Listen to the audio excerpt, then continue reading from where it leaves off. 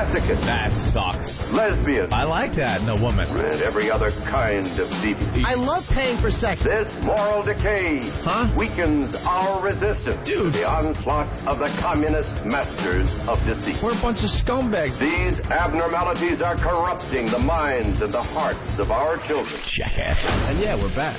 Where have you been? It's depressing and horrendous. It's awful. A bunch of idiots. Perversion for profit. Here it comes! Here it comes! The Opie and Anthony program. El virus. The Opie and Anthony. God, that irritates me. It's just like somebody took a bat to my brain. We're the only radio show that makes you want to hate us. Opie. I want my coffee. Anthony. I want that fact. Jim Norton. I want Ozzy. We are going to dumb this thing down to the point that we're going to be #1 with Down syndrome children. Hysterical. The Opie and Anthony Show. But enough of this palaver. Let's get the show on the road.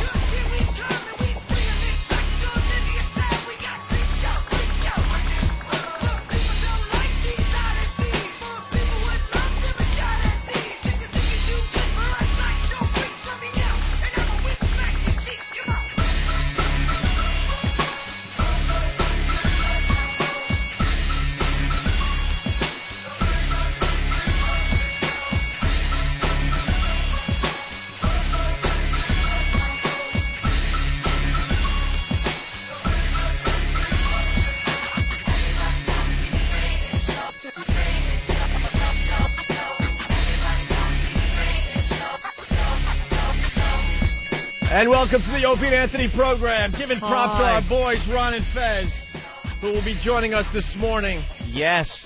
Very early for them, I would think, right? They used to do mornings back in the day, right? Yeah, but you know, you kind of get used to that lifestyle of sleeping a little late.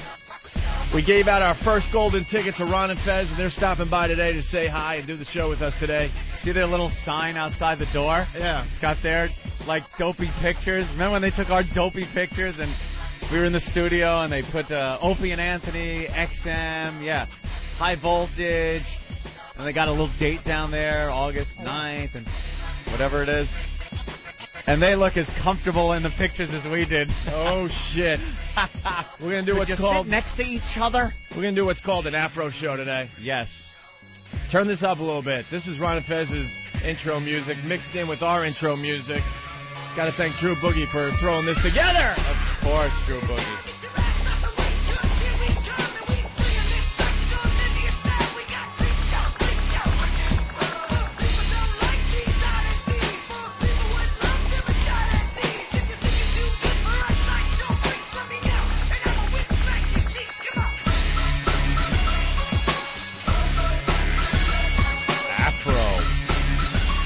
You just feel the excitement, don't you, Anthony? Yes, absolutely. As we rebuild our radio careers and we bring other people along with us for the ride. Getting the band back together, man. We did get the band back together.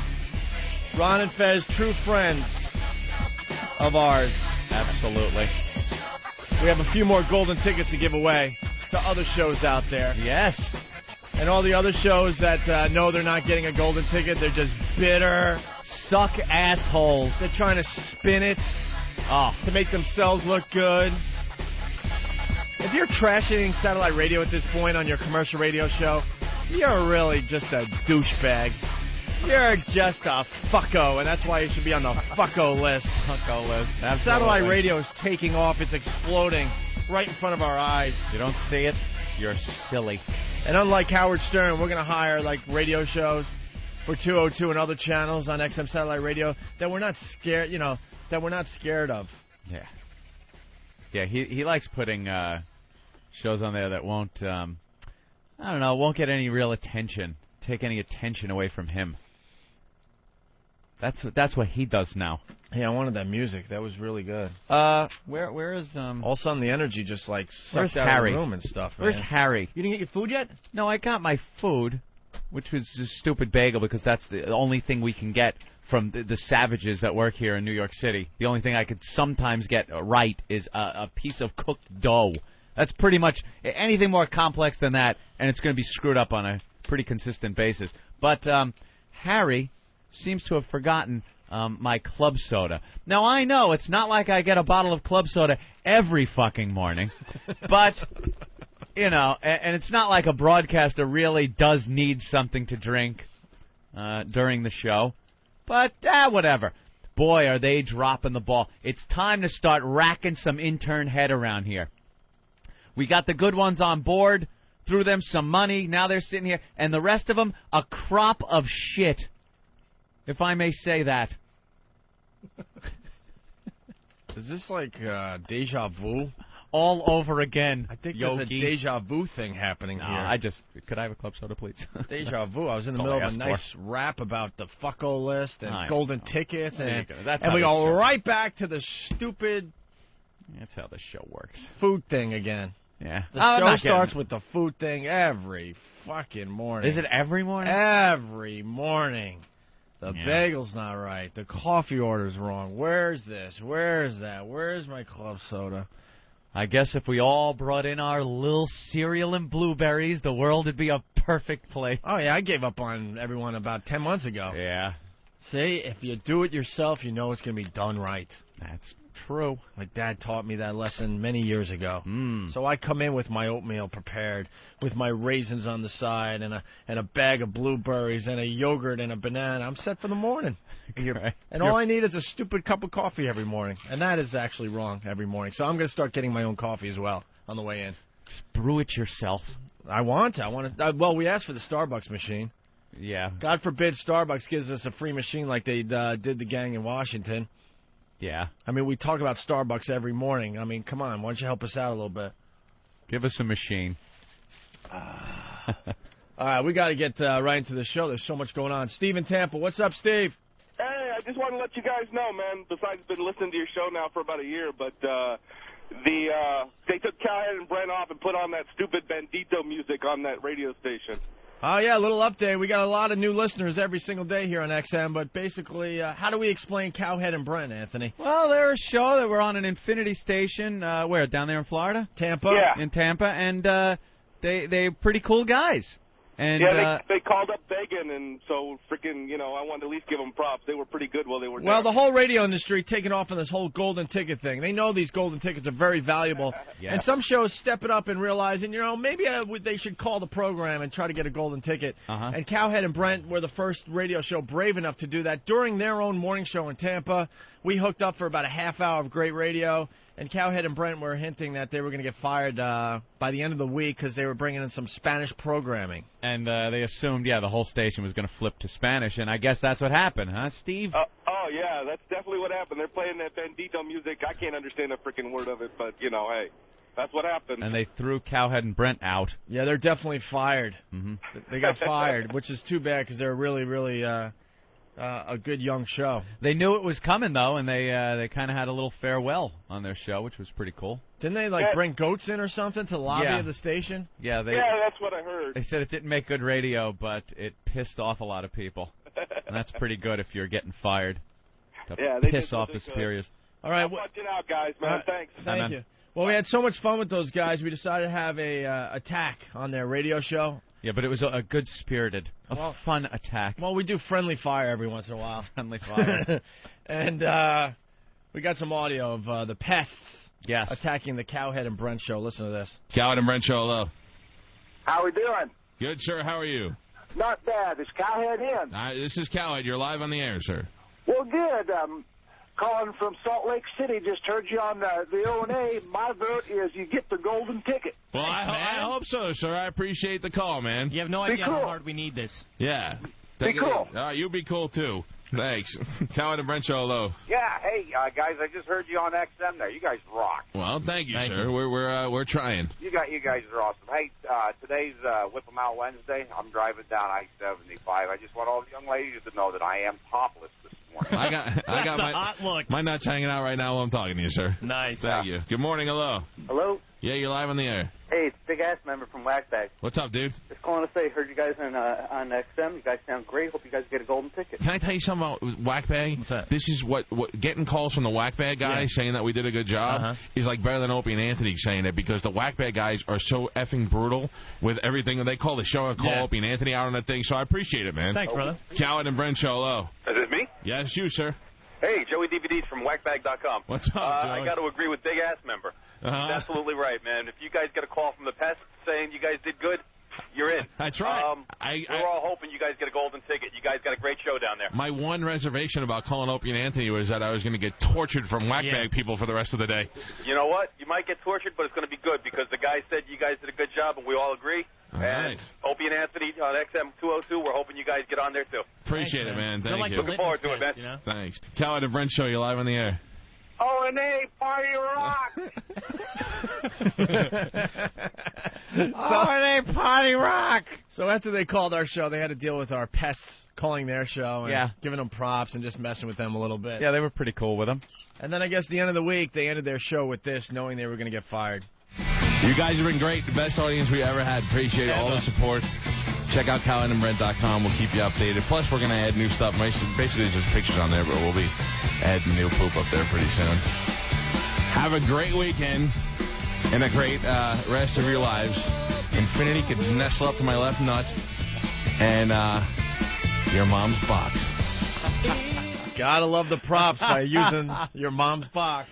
The sign-off. The sign-off is really taking on a life of its own. I love when other shows use that.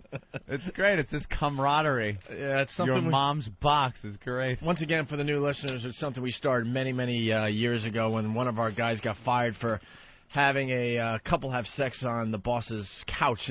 His fine Italian leather sofa. Yes, Psycho Mark. Psycho Mark, his couple had anal sex on the boss's couch during one of our Sex for Sam contests, and he got fired, and we asked him for his last words, and it was your mom's box. And ever since, everyone associated with the show, knowing it's their last time on the air, pretty much say your mom's box. Tribute.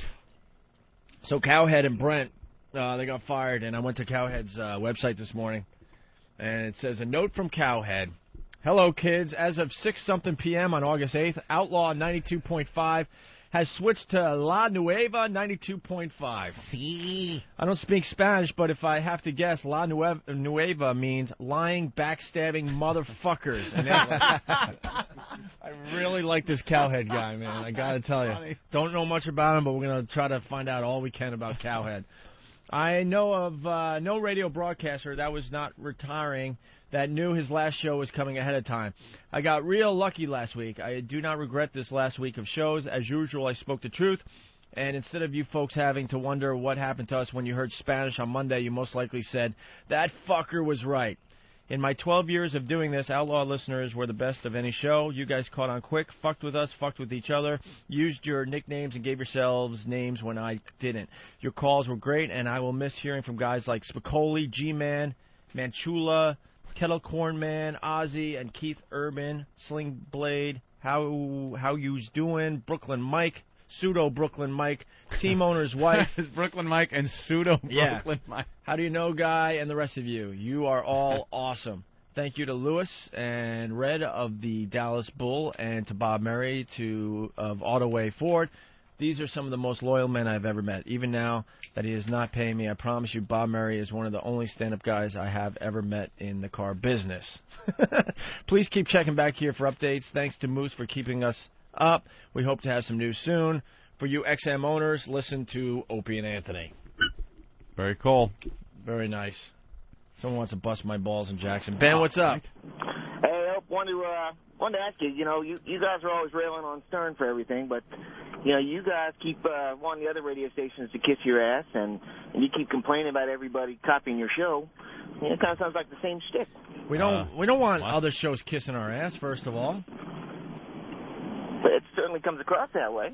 No, really? We don't want other shows kissing our ass. I started a whole fucko list, idiot. We don't like other shows, a lot of them. If they're funny and good, then we kind of like the show. There's a handful of shows we like out there, and the rest of them could go fuck themselves. Right. That's why we started this whole fucko list and a list of potential shows we might bring to XM Satellite Radio. Well, I'll tell you the good news. I've been listening to you guys for a few months now, and I've definitely gotten into the rhythm of things. And I've been an XM subscriber for a few years now, and had planned to switch over to the other one in January, but now I think I'm going to stay put. Thank you, sir. Well, thank you. Ben? Well, punch it out. All right, Ben. Speaking of shows we hate, Russ Martin, I guess, responded to us. Because we threw him on the fucko list. Oh, we did? This Russ Martin guy is a clown. Another one-market sensation. Does great in Dallas. Not gonna, we'll give him props where props are due. Does great, but he's a one-market sensation. Where is he? Dallas. He was on the same station we were syndicated to. Oh. Ant wouldn't know that. The only reason I know that is because when we got fired, I went down there, and when Jimmy was touring, and Jimmy would do some radio with Pugs and Kelly. And this guy was scared to meet us, which was the weirdest thing I've ever seen in my life. The weirdest fucking thing. Really? Yeah, he acts like his shit don't stink. He pretty much broadcasts from a dark studio, kind of like Lycus. Like Lycus, right. No one's allowed to talk to him, and he wears his sunglasses indoors. And in Dallas, he's huge. I'm not going to lie to you, he's huge. But as far as getting syndicated, he's a one-market sensation. The business is filled with these guys. And they're all cocky in their little city, but when it comes to the rest of the country, no one even knows their names. Yeah. Yeah, why don't you try syndicating to a few major markets first before you start mouthing off? So we added him to the fucko list. Why don't you be successful in a few other cities? In a few major markets.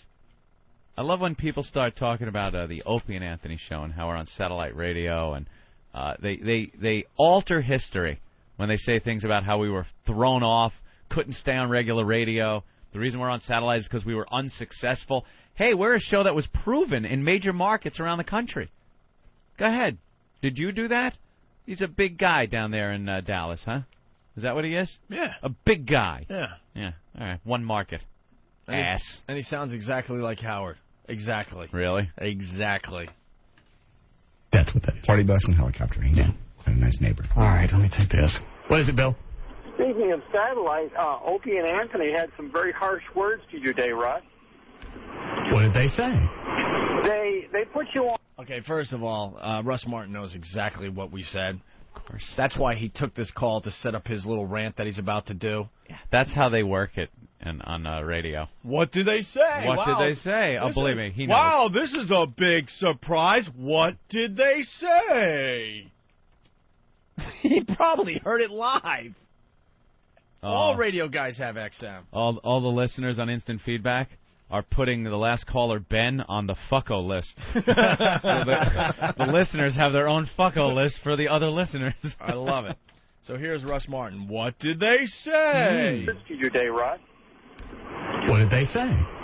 They put you on a list that began with the word, the letter F, and ended with the letter O. And they also said, screw him.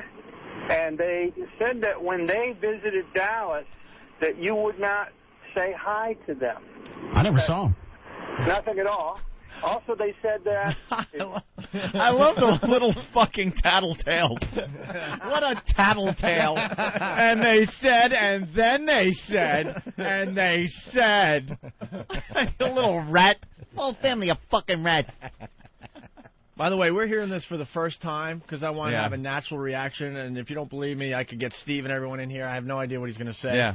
But I got to tell you, we made it a side thing that, the guy wasn't even willing to say hi to us. It didn't wreck our day, trust me. It was just one of those things that was like, it was pretty strange that he was kind of hiding from Jimmy and I when we were down there. Yeah. That was obvious. The whole staff was coming up and saying hi, especially to Jimmy because he was, doing the Pugs and Kelly show. Mm-hmm. And a bunch of other people, salespeople, blah, blah, blah. We were pretty successful for that station in Dallas when we were syndicated. And he went out of his way to make sure he didn't run into us. That's all I'm saying. Because I'm sure he's going to say something stupid here. I never saw him. Nothing at all. Also, they said that you were destined to suffer stuck in terrestrial radio. Radio. Excuse me. Terrestrial. Oh, I got it. Yeah. Non-satellite. Yeah. That's why they probably have 8,000 or 9,000 subscribers, and I got... That gag again. I get it. Shut the fuck up. 9,000, huh? I love the numbers they pull out of their assholes. 8,000 or 9,000 listeners. We up to that? That's amazing, isn't it? I'm happy. Let me tell you something. This is the deal with our program. Like, they're going to renew our contract on a yearly basis, basically. That's how bad we fucked up with the Sex for Sam thing. We're up to 10 months. They have picked up, next year, obviously, okay? If we only had 8,000 or 9,000 listeners, the amount of money they're paying us, they would have got rid of us, trust me. Gone. We would have been so gone. So fired. Not just fired, we would have been so fired. Russ Dick Martin. 8,000 or 9,000 subscribers, and I got 500,000. You're right. I'm effed. I'm on that FO list. He just admitted he only has 500,000 listeners? Oh, man. I honestly, I wasn't paying attention. He really said he only has 500,000 listeners? What an idiot. Proving that he's just a one-market sensation. He was bragging about 500,000 listeners. Trust me, we have over 500,000 listeners on XM Satellite Radio already. I'll absolutely say that. Way more than 500,000. This guy just proved our point. On satellite, yeah. That's why they probably have 8,000 or 9,000 subscribers, and I got 500,000. You're right. I'm effed. I'm on that FO list. Right after they put them on from 7 to midnight here, I got an email. I told you guys about that. Okay, this is the biggest bullshit. I know what he's going to say on this thing. This thing is amazing. Oh, I remember this. The general manager emails me one day, and he goes, "Why are you sending evil or negative emails to Russ Martin?" Russ Martin claimed, this guy is so paranoid, I swear to you, I think he set this up himself. I can't prove it. Yeah. But the general manager emailed me and said, "Why are you sending Russ Martin emails like this?" And basically it said something like, "Hey, dickhead, you're next. We're coming to get your job." Like, we weren't satisfied with the slot we were in. And it was sent by you? Sent by me from my email account, supposedly, to Russ Martin's email account. Okay. So the general manager calls me on it. I go, "Dude, sorry, didn't do it. I don't have time in my life to worry about stupid Russ Martin." At that point, we were being syndicated to 20 cities across America. I wasn't really concerned about, Russ Martin in Dallas. Yeah. The general manager doesn't believe me. I got Ken Stevens involved and the entire company. I got Scott Colombo involved. He was the tech guy, the computer guy. And he checked out my computer and what, the IP or whatever? Yeah. And it was proven that this email that they're talking about, what he's about to talk about, I never sent. I just don't do things like that. You know that, Ann. That isn't how we operate. You know our MO when we want to rip somebody apart. It's not sending a stupid email. The general manager never believed me. Ken Stevens had to get on the phone with 20,000 emails from you pests. That's how it's done. The general manager and the program director, both, that's right, didn't believe me. Nice. Nice guys down there. And we went and we had a whole internal investigation. The whole company not the whole company, but a lot of the tech guys in the company got involved, and they proved without a doubt that this email didn't come from New York. Yeah. From 7 to midnight here, I got an email. I told you guys about this. Go ahead. It said, sender not specified. Oh, yes. Okay, I know what you're talking about. I opened it up, and it said, "We're coming after your shift next." So I opened it up, looked at the properties, and it was like Opie at opieanthony.com. Nice job covering that up. I hate these fucking guys. We say it on a weekly basis. They're a bunch of fucking liars. Lying hacks. Lying hacks. He knows damn well, as he's saying this probably last week on our show, that it was proven that I did not send this email. It was proven. Yeah. When is this Between his tech guy and our tech guy, the whole deal. Because I'm like, no fucking way, dude. When is this guy on, by the way? 3 to 7. 3 to 7? Dallas. Hey, go to it, fellas. Attack. Attack. Have fun with Attack. Have fun with Russ Martin, this douchebag. Properties, and it was like Opie at opieanthony.com. And here's the laugh. Good to cover that up. I got to cover that up. Nice job covering that up. Small detail. How did that Sex for Sam thing work out for you? Well, it worked out great for us, Russ. We got the boots, spent 2 years getting paid, hanging out, and then we got a job here at XM Satellite Radio where we can do whatever we want. How's it working for you? Worked out just fine. I spent 2 years playing golf, following my comedian buddies around America. I was just wandering the earth. It was How'd great. that work? How'd that work out? Mm-hmm. How did that Sex for Sam thing work out for you? Yeah. You're out of work for a while. Now you're on satellite. Now, if satellite had been on for a while, and there are a lot of big-name talent there, then I'd say, you know what, you may be a step ahead of me. Yeah. But right now, you're floating on the load boat. Yes. Yeah, if it had been around, because here's another coward. Here's another coward that doesn't have enough faith in his own talent to be a pioneer in some industry. The guy he just said it. If it had been around a while and it was full of hacks like myself, then I'd dip right in. I love the guys on regular radio that just talk about satellite like that. I love it because it's just going to bite you in the ass. People are fleeing regular radio on a daily basis. The second you get satellite, the second you get it, you do not go back to regular radio.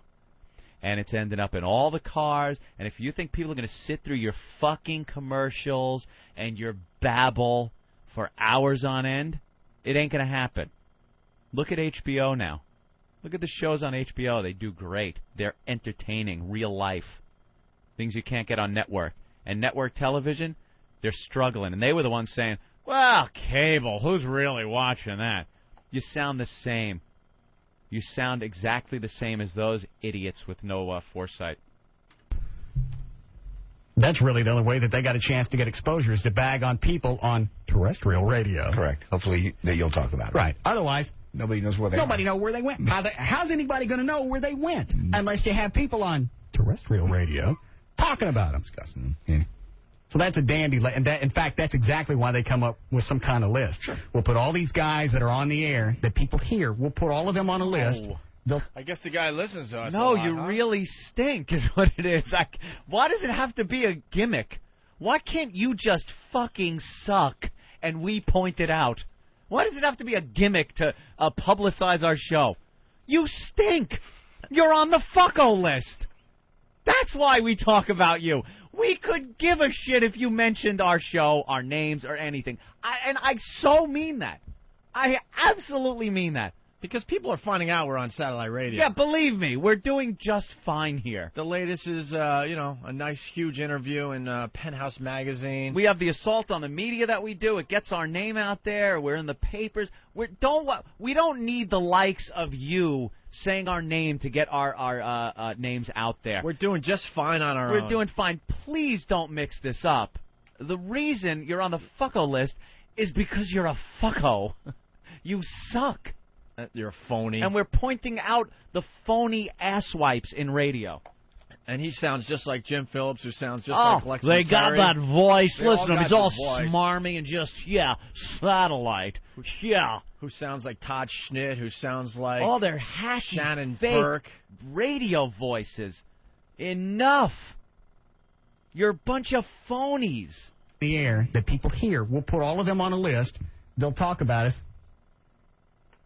Gavin here? He's coming in? Is there a mic out there? Yeah. Which one? All right. Gavin just came in. Okay. We have a surprise for him in the hallway. A lot of dead air.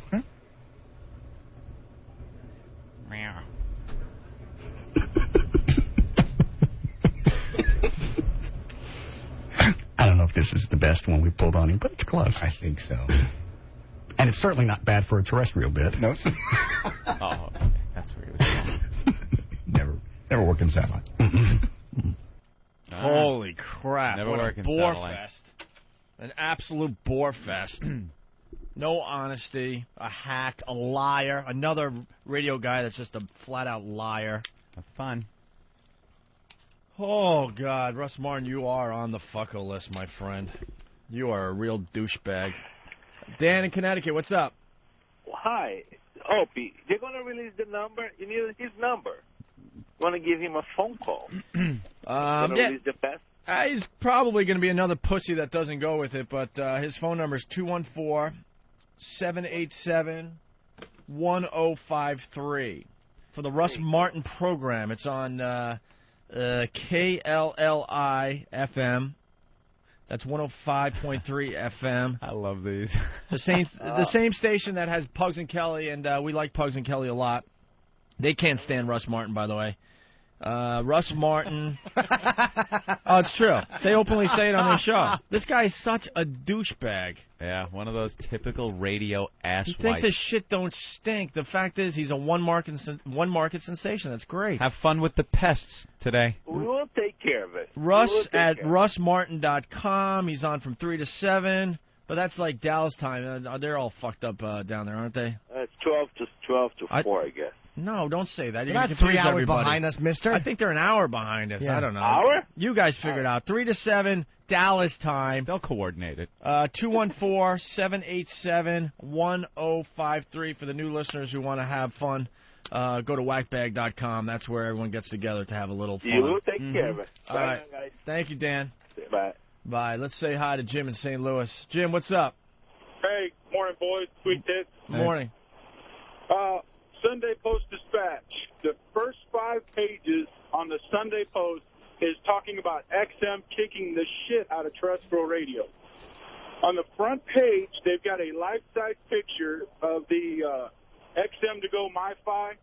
Of course, they couldn't put the little doggy one on there. They'd have to have an extra edition, but of course. But the headline is, what happened to the Mighty Mox? KMOX, which is a 50,000-watt station, has had Cardinal baseball for 52 years, and the MLB on XM kicked the shit out of them in, 9 months?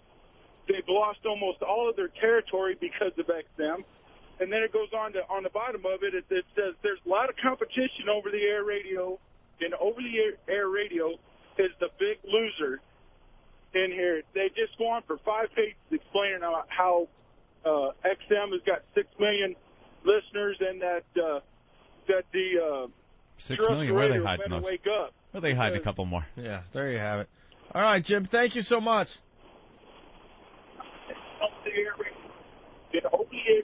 Oh, boy. There goes Jim in St. Louis. And, the people that are lobbying to get XM or any type of satellite radio regulated by the FCC are the scumbags in commercial radio because they don't want the competition of people saying whatever they want to say without being fucking slaves to advertisers. Anytime satellite wants to branch out and do anything, regular radio comes in and tries to shut them down. They want the FCC to jump in there and regulate them. And it's all out of fear. They see it coming. They don't want to. They don't want to acknowledge it, but they see it. It's the future. It's what's happening. Who isn't good? Why would you listen? And I'm not even talking about our show. I'm talking about any show. Why would you listen to one that is interrupted with commercials and can't speak their mind or speak in a way that people speak on a daily basis, or a show like this where you can? Why would you listen to the other one? I love guys like, dude, I'll never pay for radio. Go ahead, jerk off, good. Listen to commercials and the nonsense and the unfunny, phony laughter. Go ahead, enjoy it. Same guy with the tinfoil on the rabbit ears on his television? No, they have cable now. But I'm like, well, you say you never pay for TV? Like, yeah, but exactly. Sopranos. Yeah, we got to break in here. The shuttle's about to land. Is it? Finally, yeah. Really? They're getting close. Shuttle's crew about to enter Earth's atmosphere. I think we have another 45 minutes or so before it lands. It's going to be a little while. God, that one astronaut's mom is becoming a superstar. She is a pisser. I heard her on 1010 Wins and couldn't stop laughing. We heard her, I guess, when they launched. She's very worried, very concerned about her little boy. She's a mother in Queens. I guess she's 80 years old, and she's an old Italian woman, and her son is up there in the shuttle. And, of course, the first one up since the last disaster, she's very worried. And she's very vocal about how worried she is and how much of a mama's boy her little astronaut is. And I don't know. If I was this guy, I'd be a little embarrassed. I think he just wants to stay up there. Just keep orbiting. I think this whole space shuttle thing is about this one astronaut wanting to stay away from his mom.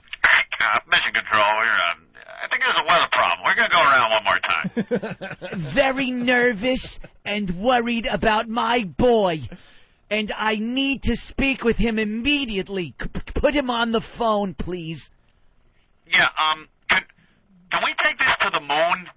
I think if we just go to the moon, we do it few laps around the moon. We come back, I don't know, maybe a month. Here's the clip from last week to get everyone up to speed. He's very, very sure that everything is fine. He's very happy, and he said everything is great. And we expect him back next Monday. All right, that one's a little calmer than the ones we've heard. Expect him next Monday, of course. Here's the with one. his glasses and his shoes. Here's the one from this morning, courtesy of 1010 Wins. Meantime, the tension mounts for the Queen's mother of a shuttle crew member who just wants her son back on solid ground. It's been another sleepless night for Ray Carmada as she waits for Charlie to land. Oh, God, if they don't come down soon, I'll have to go up and get them. I can't put up with this much longer, I really. As Charlie's brother and other family members gather to watch the landing, Ray wonders if Charlie has his cell phone on. She wants to call him and tell him to come home. Oh, please come home soon. I can't take much more. The family is glued to the direct line from NASA. Charlie, call collect. It's okay. I'll reverse the charges from the shuttle. Call me from the shuttle because I worry about you. Isn't that great? And he's going to get down there and have to spend a little time with it. But this was his only time. You could tell this is his only time away from that woman. Yeah. Oh, why don't you come over? I'm making pasta. Come over. I haven't seen you in so long, and I worry. I love the line. I'm going to have to go up there myself and bring him home. I'm going to get them. How is she going to do that? Gas up the Valiant. We're going to get them. I'm getting my Charlie. We're going into space. Is the shuttle safe? She's a superstar, though. Oh, they love her. When this thing lands, I mean, they're just waiting outside her house, I believe. Oh. It's going to be great audio later today. You really, I just hope everything goes well because you don't want to see her. Oh, my Charlie. Oh, I knew it, the shuttle. Oh, poor bastard. Yeah, she's something. The news really loves her because she's very colorful. Yes. 80 years old. Yes. All right. Just like a mom. She said that it was like she worried about him. Like when he was little and crossed the street. Really? She said that? Just every time she opens her mouth, there's another. The guy, he's a friggin' astronaut. Right. He's a man. Alone. Don't worry about him. He's okay. He's his own man. I worry when he crosses the street. Very worried. Call me. Reverse the charges. Your father will pay for it. You would think becoming an astronaut that his peers wouldn't mess with him. Oh.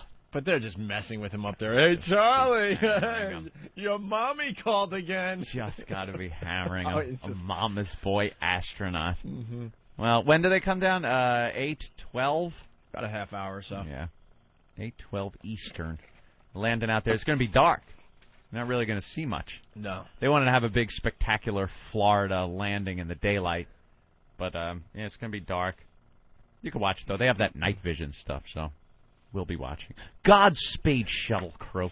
Godspeed. All right, we're going to take our first break.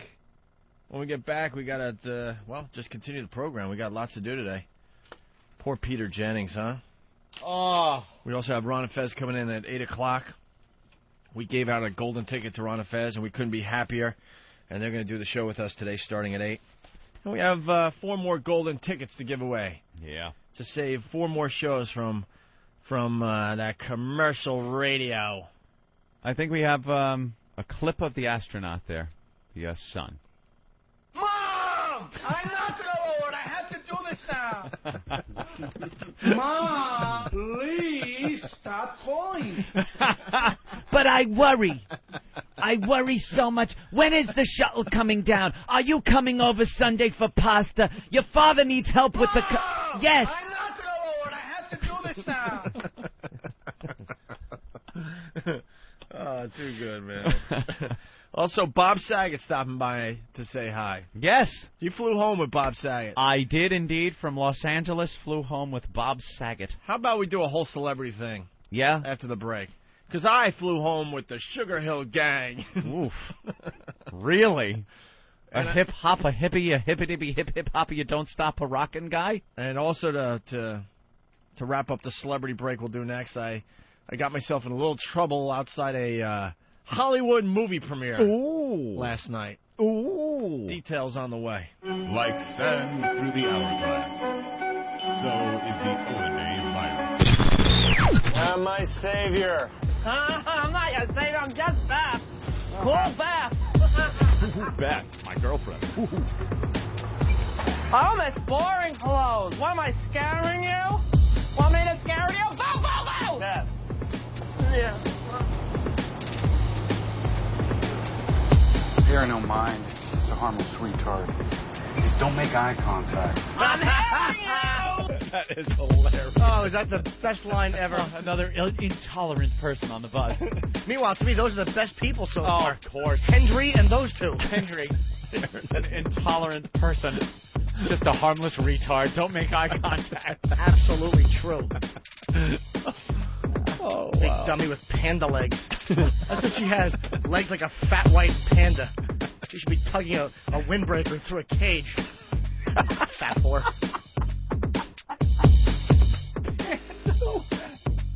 I'm hearing you! So, when you gonna take me for a ride in your car with a green car, my caseworker? Oh, Olivia, huh? Yes, Olivia. She's pretty and she's nice. Oh, that's a house where me and Eugene live. I think he's a jerk. You think he's a jerk, Rick? I don't think he's a jerk. I think he's a little impatient. Yeah, well, he put up that sign in the bathroom that says only employees can use it. That didn't stop you, though, did it? No, because I'm a person, and it's just a bathroom. If I use it, I don't think I'm hurting anybody. Yeah. That's great. Employees work all day. Sometimes I go in there and I don't have to go to the bathroom just to wash my hands and make them mad. Just to wash my hands. How stupid can one person be? Sometimes I just wash my hands. Oh, you work hard and that dummy walks in and takes one of her retard dumps. There's gum and pennies in it. Little shards of glass and fur.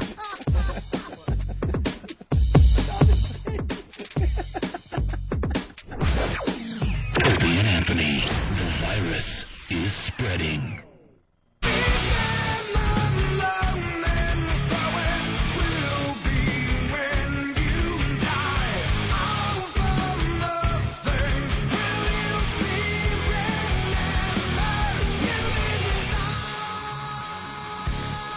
You're checking out the Opie and Anthony program. The O&A virus spreading across America thanks to XM Satellite Radio. Getting more gooder every day, huh, Anthony? Much more gooder. Huh, Jimmy? Yeah. Ron and Fez will be joining the program in about 10 minutes. A lot of people are like, where's Ron and Fez? Yeah, people are saying, you fucking idiots can't even get people that you hire to appear on your show. That's kind of funny. They will be here 8 a.m. sharp. As soon as they get here, we'll throw them on the microphones. Don't you worry, okay? Right. All right. Where do we go from here? Yeah, Peter Jennings died of that lung cancer. The big C. I told you the guys. The big casino, Tony. I saw him in Central Park like 2 months ago, walking.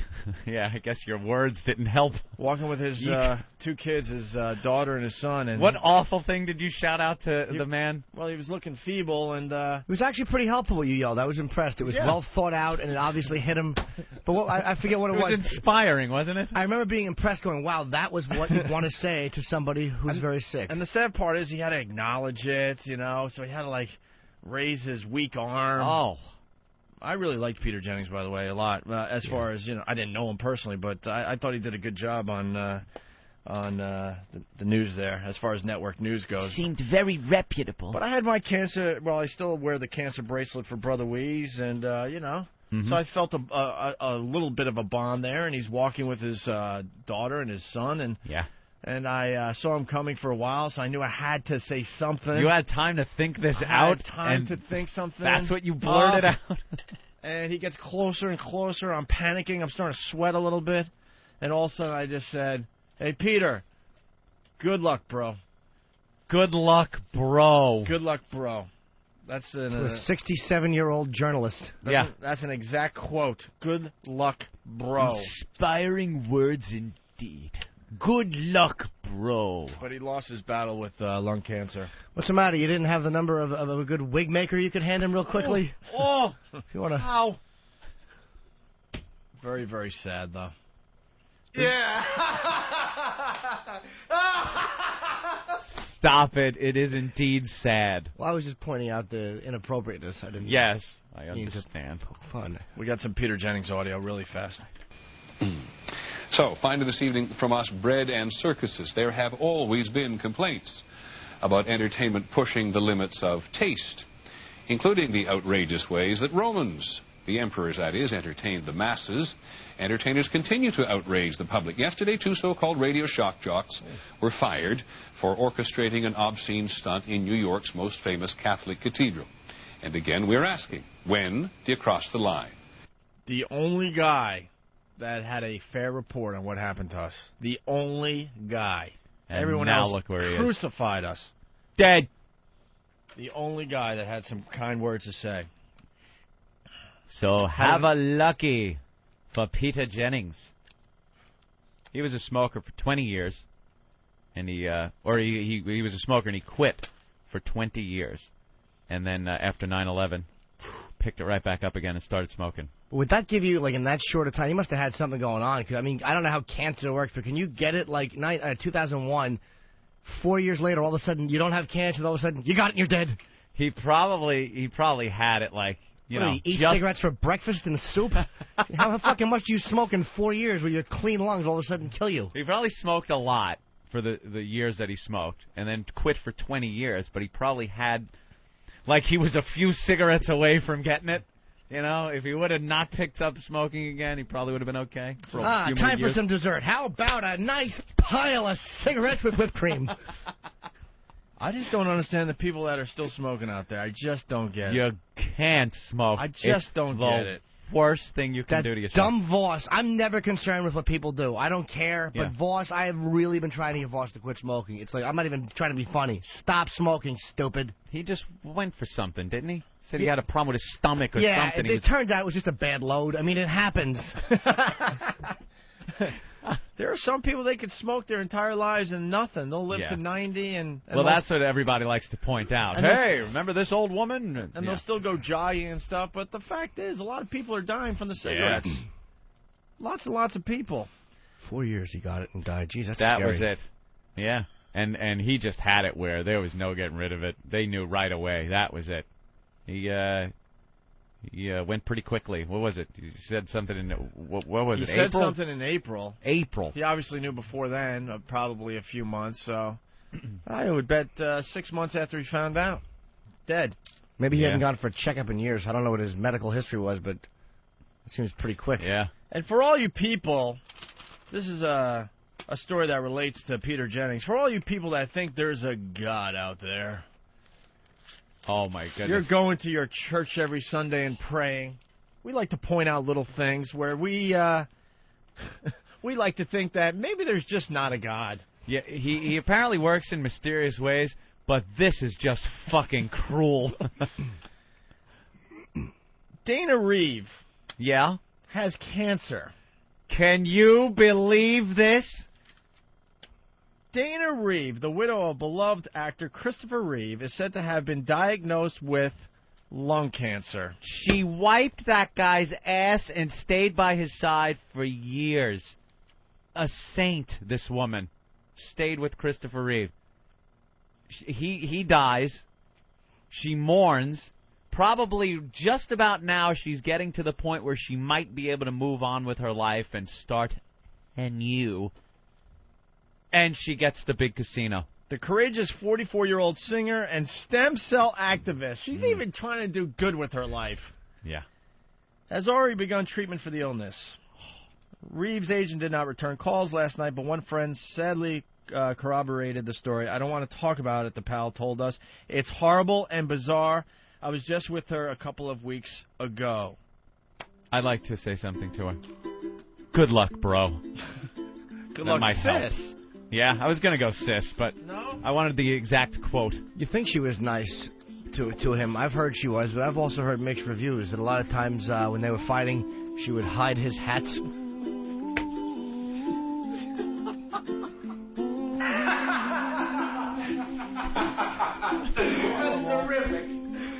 terrific. And now, the cancer song. Oh, this is awful. What was this from? Fucking ER. ER. Who watches the goddamn hospital shows? Stop with the doctor and hospital shows. Ugh. You watch them and all of a sudden you spend the whole night thinking you got something. It's awful.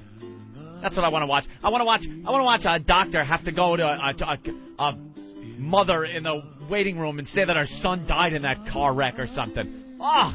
Why depress yourself? Put on Seinfeld, you maniacs. I gave up on ER. Get a laugh. I finally gave up on ER about 4 or 5 years ago.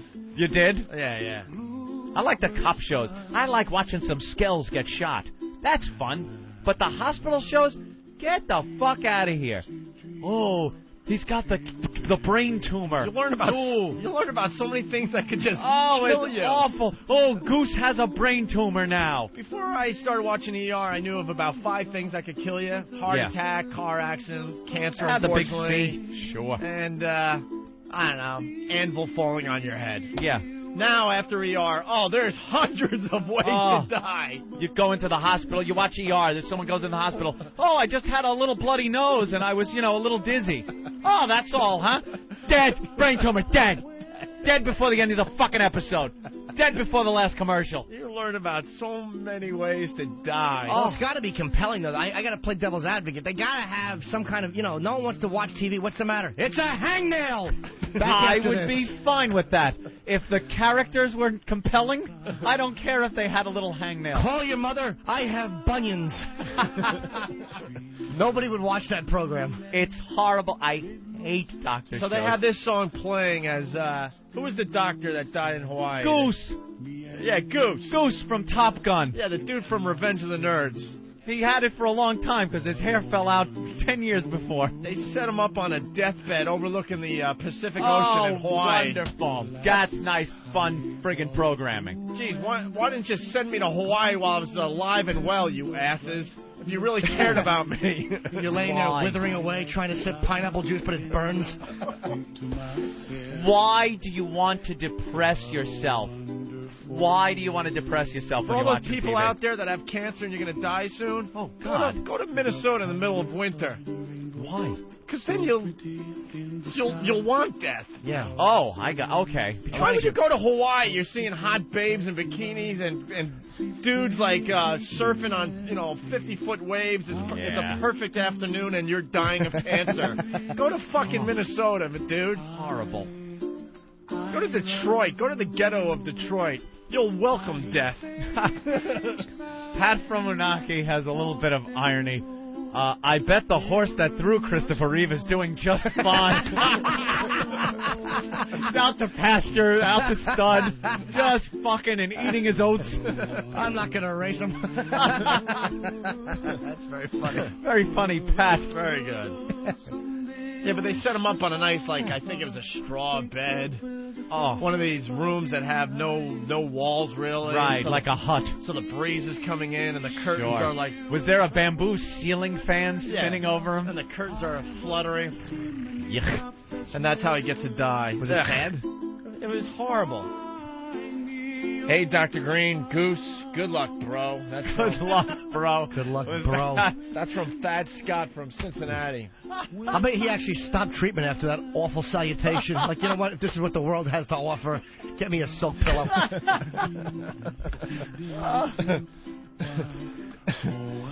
Oh, yeah, somebody's saying the worst doctor show is House. They let you know there are hundreds of ways to kill you that doctors can't figure out until you die. Yeah, on an all-new House. Ah, help me! My brain's coming out my nose! House must solve another medical mystery. I don't know, I came in, my elbow itched, and then my arm fell off. House. It's like, I hate watching those. You're so right, Anthony. Life sucks to begin with. Why would you go home after your horrible day and watch half these shows? Why? You know what I like? I like when George tries to park the cars and he screws up, and that's what I want to see. I want to see them pitching Seinfeld to the NBC executive. Those are funny goddamn shows. Funny shows. MASH was a great doctor show. You know something? It was all gunshot wounds. I figured if I stayed out of Korea, I'd be okay, so I could watch MASH. It's true. Medical shows, yeah, military shows, that's fine. I don't like medical. I used to watch Emergency. Squad 51, Engine 51, and they'd go out with a fire. Somebody on construction site got hurt. Very rarely would they have a medical problem, though. I don't like that stuff. Gives me what they call the heebie-jeebies. And then you sit there all night feeling your glands and going, what's that? And, don't need that. My favorite was Quincy and that homoerotic relationship he had with that Asian Sam. That creepy late-night ghoul traipsing around in a white little lab coat and a heart on. Bad teeth. Yeah, he was a coroner. So I didn't really worry about that show either. I got a toast to Dana Reeve. You do? Let me raise my club soda. Get your hankies out. Here it comes. Here's to you, sis. Here's to you. Here's to you. Great. I hope they bought a plot. How old are her kids? That sucks. Dude, I struggle with this God thing on a daily basis. I really do. You gotta just wonder when stuff like this hits. Oh, they got like the dashboard of the shuttle up there. Look at the speed. It's going from 7,300 miles per hour. Look how fast the speed is going down. And the temperature is 1,750 degrees. Yeah. Well, this thing's going to land, I would have to say, real soon. 10 minutes. The leading edge of the shuttle, the temperature is 1,730 degrees. Yeah. Well, they have to slow down just by lifting up a little bit and kind of the wind pushing against the back of the wings. They have no brakes. Distance to the runway, 425 miles. 3, 2, 1, 20, 19, 18. Look how fast they do a mile. Holy 13, 12, 11, 10, 9, 8, 7, 6, 5. Holy, that's really how fast they're doing a mile? Yeah. They're doing a mile. They're doing a mile in less than a second? And they're at about 150,000 feet altitude. Damn, that is fast. Wow, that is really cool. It's too bad that they're not going to be flying shuttles anytime soon. No, they got to fix it. Come up with a whole new design. They have speculation that they're going to eventually do that with commercial airliners once they can find a feasible way to put them up in the atmosphere, is just to shoot them out of the atmosphere real quick and drop them down. Well, you go to L.A. in an hour. Well, not even 40 minutes. Oh, I'd love to do that. With a heat shield. Yeah. They need some kind of force field. We need the force field. We were promised flying cars and a force field by the year 2000. What happened? We got none of that. Nope. Rogaine and pocket pussies. Welcome to the new century. Exactly. Bird and Philly, Anthony. Yes? He'd like to say, good luck, bro, to the shuttle crew. Oh, no. Oh, no. Good luck, Good luck, bro. Good That's luck. bad enough if the guy's 18 or 20, but if he's 67 and one of the most respected journalists in the country, that's just awful. The worst part about that, he had to acknowledge it. He had to, look at me and kind of raise his arm like, hey, thanks. Thanks for the words. There is a visual on the shuttle.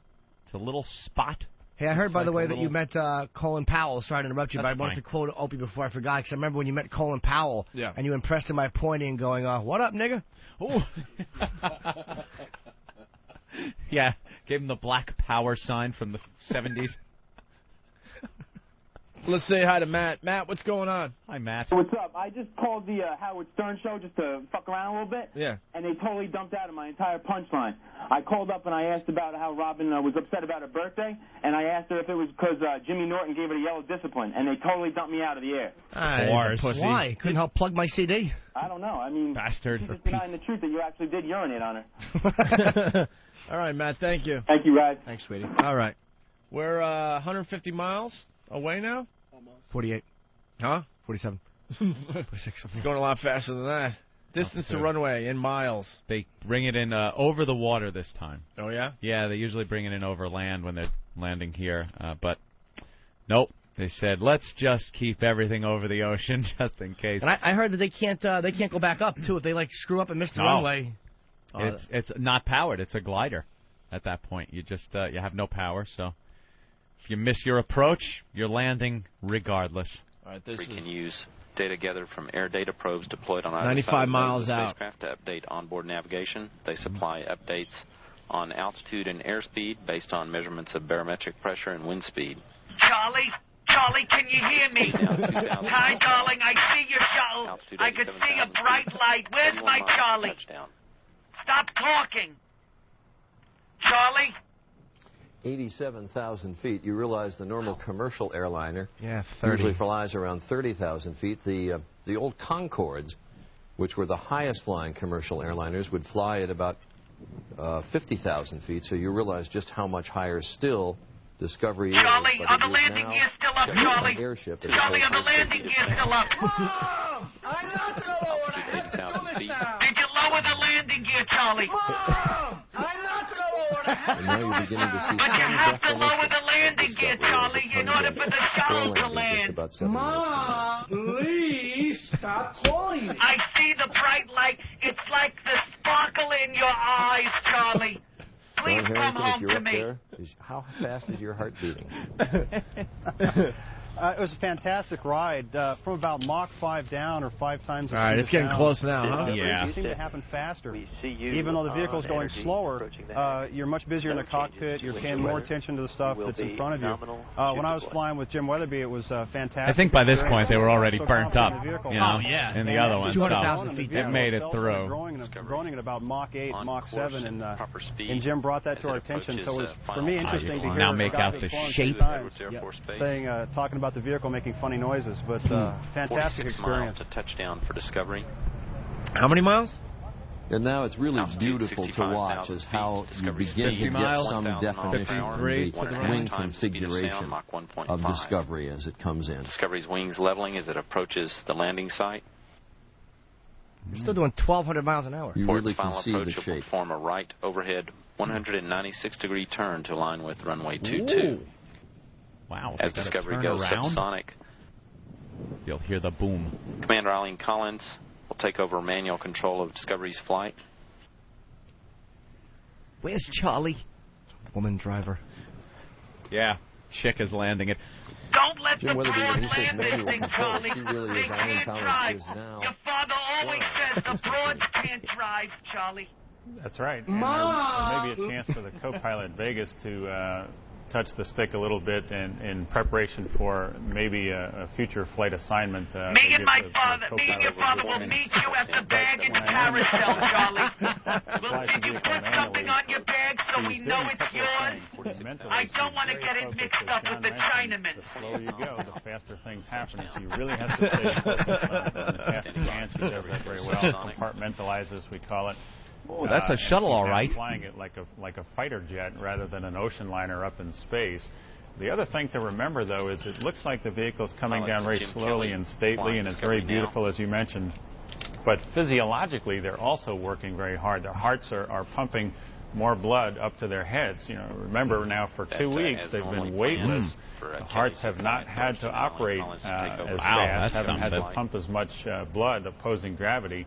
Now with the G-forces coming around and also gravity, the hearts are really pumping fast, keeping the blood. It's going to land in into about their 3 heads. minutes, There's Anthony. G-suits also that are pressurizing their legs. Still that far to away? prevent Oh, they have to do blood circles, from I guess. pooling down into their Got to legs. turn around or But something. she isn't thinking Slow about down. any of that. She's focused on the runway and trying to grease the landing in for another perfect landing. View. 30,000 feet. That's their view from the cockpit. Discovery's descent to I the runway. am taking a guess here, but I think this is a picture from the cockpit of Discovery as Discovery now Turn the camera to my Charlie, though. banking turn is made to head back for the runway at Edwards. 20 times steeper than a commercial descent. You know what that G-force must be like? To give you some extent of... Oh. To give you some... Call that Discovery is on course. Oh, they're still alive. That's good news. Yeah, that's good. It's turned to line with runway 22.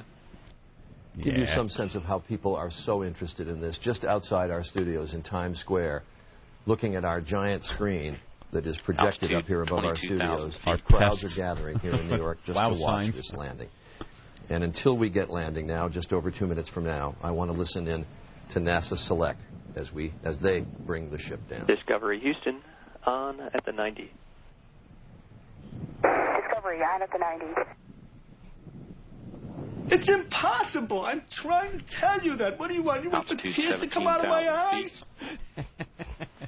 Just over 10 miles to touchdown for Discovery. Yeah. Boy, this takes a long time, Opie. Sure does. Yep. It's either this or a 15-minute commercial break. Yeah, what do you want? Choose. It's very exciting. Yeah. Yeah, we know we're on delay. Having been completed. Believe people they'll watch it land and then hear us going, well, here it comes. Here it comes. A live view out the forward windows. Or if it smashes into something like a bunch of dope, he'll be like, looks good. Yeah, still looking good. All right, we'll fool them. And touchdown. It made it. There you go. Screw you, bastards. Ruined their little surprise. I got the nose-on camera now. Kind of looking at the front of the shuttle as it comes in. Night vision camera out there in the... That is really cool. I wish Continental had one of those. Give me one quick shot to get 11 million frequent flyer miles, first class for the rest of the millennium. Hey, what happened to your little Continental there at Newark? Nothing. Bumped a couple of planes. Got bumped into by a Continental 737 in Newark. It happens. We're on the runway. Yeah, on the runway. Good, they were move taxiing. It. Get out of the way. Two smaller commuter planes. Exactly. Faggots, beat it. Real plane coming through. Jimmy Norton's got to get somewhere. That must have really sucked because they got to pull everybody off of 3 planes. Absolutely, but you know what? It happened on the ground. No harm done. No harm, no foul. No harm, no foul. Good. Here we go, guys. Oh, here it comes. And touchdown. Fine. Perfect. Good, perfect landing. No incident. The chute comes out. There it is. And it rolls to a stop. That's right. Look at that. They got out. Everything's okay. Boring! That's it. I know. Believe me, I was rooting for the same thing I didn't want to say. Oh, stop.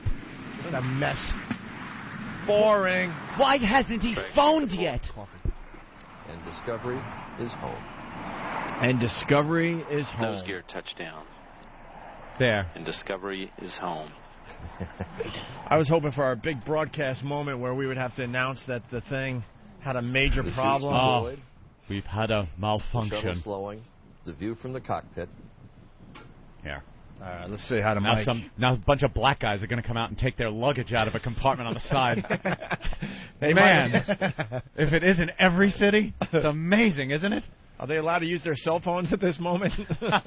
You can now use your cell phone. I don't care how what confident NASA spoke.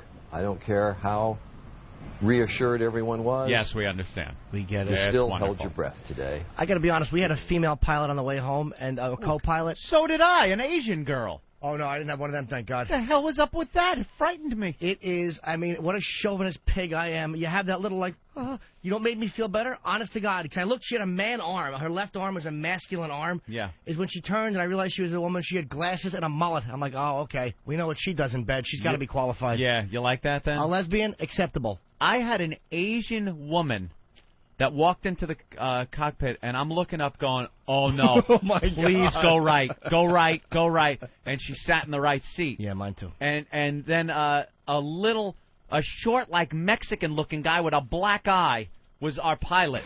And he went walking by, and I'm like, holy shit. But then, for some reason, and I don't know why, when you see Bob Saget on the plane, and Leslie Ann Warren was also on the plane, I'm thinking, you can't lose Bob Saget and Leslie Ann Warren in a crash. So I'm probably pretty safe. Yeah, you're right. It's never happened in music or anything like that. Good point, Ed. Celebrities never die in plane crashes. Safe place to be. I don't know why. That's the last place I want to see a celebrity on a plane crash because I know I'm going to get second billing. I was done. I wasn't even getting a mention. Bob Saget killed along with Leslie Ann Warren and Shock Jock. And yeah, they're gonna. I would have been with the other shoes. That would have been nothing. Gone. Not even a mention. How was it flying with Bob Saget though? Cool. He's a good guy. He's coming in today. What a coincidence. He was very funny. A lot of fun. Goofing on everything. And man, that poor bastard though. He cannot go anywhere. He is one of the most recognized people on the face of the earth. Everywhere, because we walked to the baggage carousel together, Opie. And there's just people just gawking and hiding behind, like, poles, peeking out, tapping their friends, pointing. It's amazing. The guy cannot go anywhere. Did he have an assistant with him, or was it just him? Just him. He don't care. It's a comic for you. Just him. Yeah. I hear you guys have become friends. Oh, the best of pals. Well, he told you to walk to the baggage claim with him. Well, and all no, we were kind of walking the same direction, so... I gotta go to ticket! I gotta go to Hey, look who it is!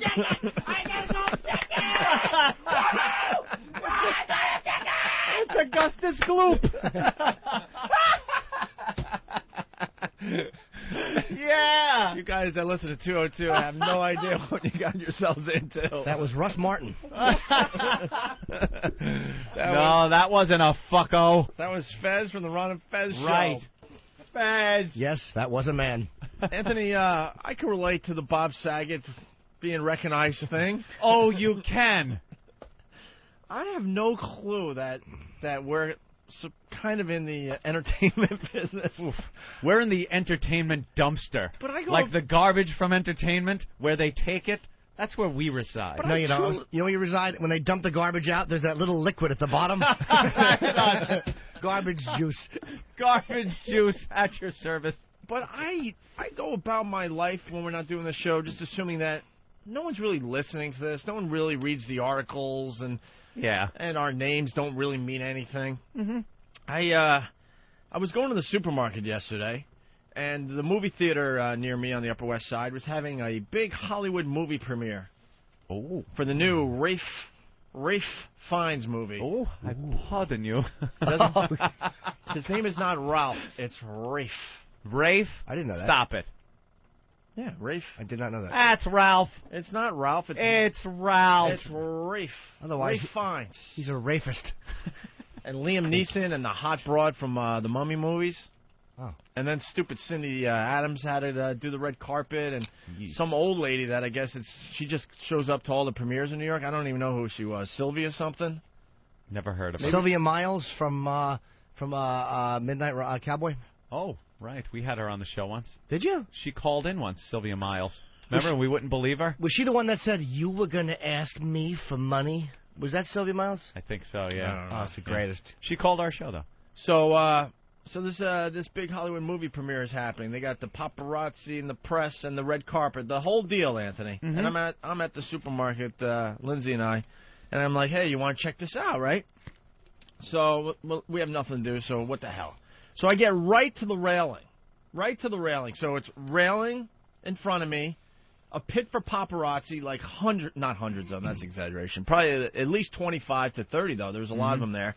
And right past the paparazzi, red carpet. The red carpet. I could spit on the red carpet, no problem. I have the best view of this whole thing. We're standing there checking the whole thing out.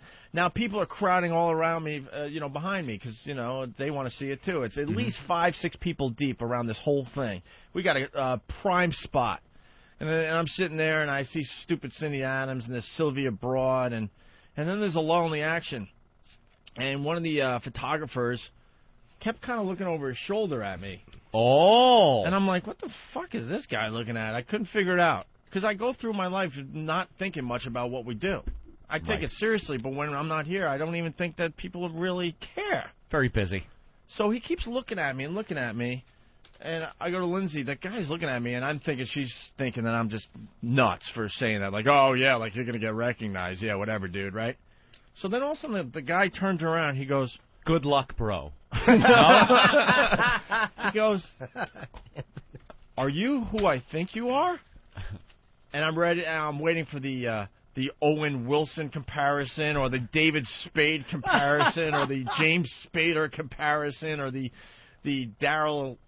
Is it Hall or Oates? Strawberry. Darryl Hall. I'm John Oates. Or Darryl Hall. All these people I kind of look like. So I'm thinking he's thinking I'm I'm not even thinking he's thinking it might be me. Yeah. I'm still thinking, oh, God, who do I look like, right? If you lift your shirt, Adonis. So I'm like, who do you think I am? Like that, really just still clueless, really. Yeah.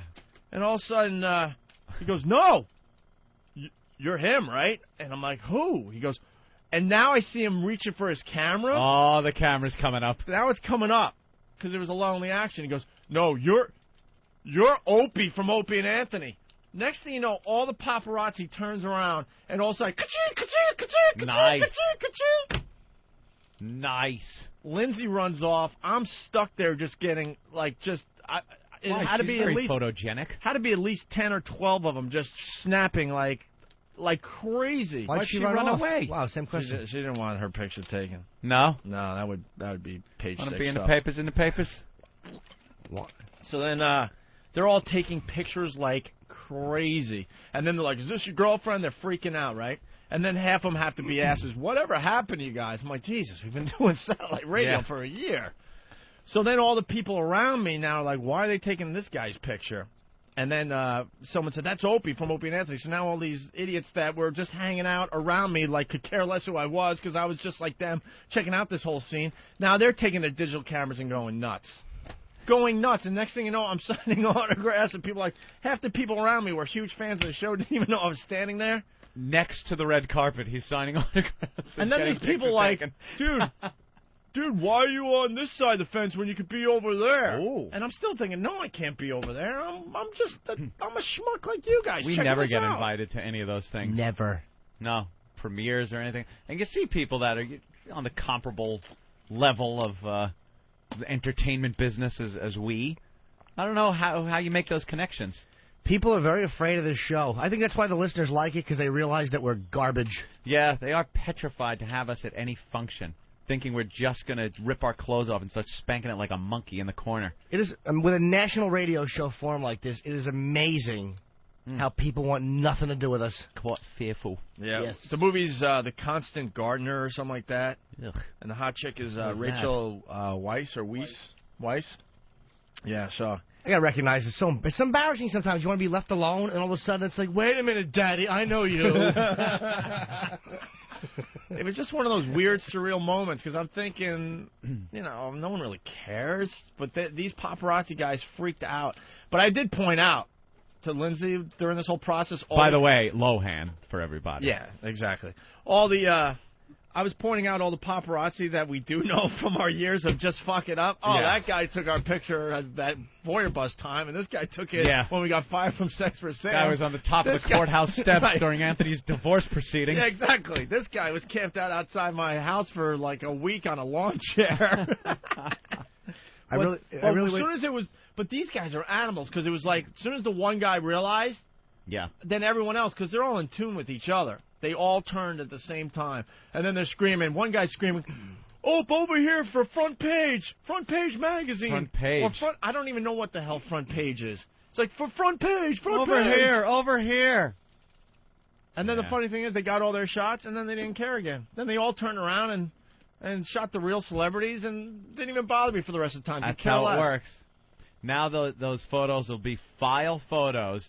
I know. If you're ever in the news, we ever do something, those are the ones they'll pull out. You know what the worst part about that whole thing is? At that point, I didn't shower for like 2 days. So we did the L.A. thing. That's the look, though. L.A., and I was just lazy, so didn't shower. That's fun. But you know how the Post and the Daily News works. Uh-huh. Has hard times hit Opie? Look at this. Worst picture ever. They always use worst picture ever in the paper. So it was just a weird, surreal moment. I got to ask you, who said you look like Owen Wilson? Oh, I've gotten that one for a while. Yeah. Really? Except that I don't have the broken nose thing. What pursy lips? When I have longer hair. Well, you keep it up, and we could fix that, too. Well, I've gotten that one. I've gotten David Spade, unfortunately, when I had the longer hair. Yeah. And James Spader. Ugh. James Spader, huh? Have fun on Whack Bag with the Photoshops. There you go. David Spade, also known as David Ortiz. Oof. What? Jeez. I didn't like that one. Well, that wasn't bad. A little wordplay. And I also, just to wrap this stupid celebrity breakup, I flew home with some celebrities.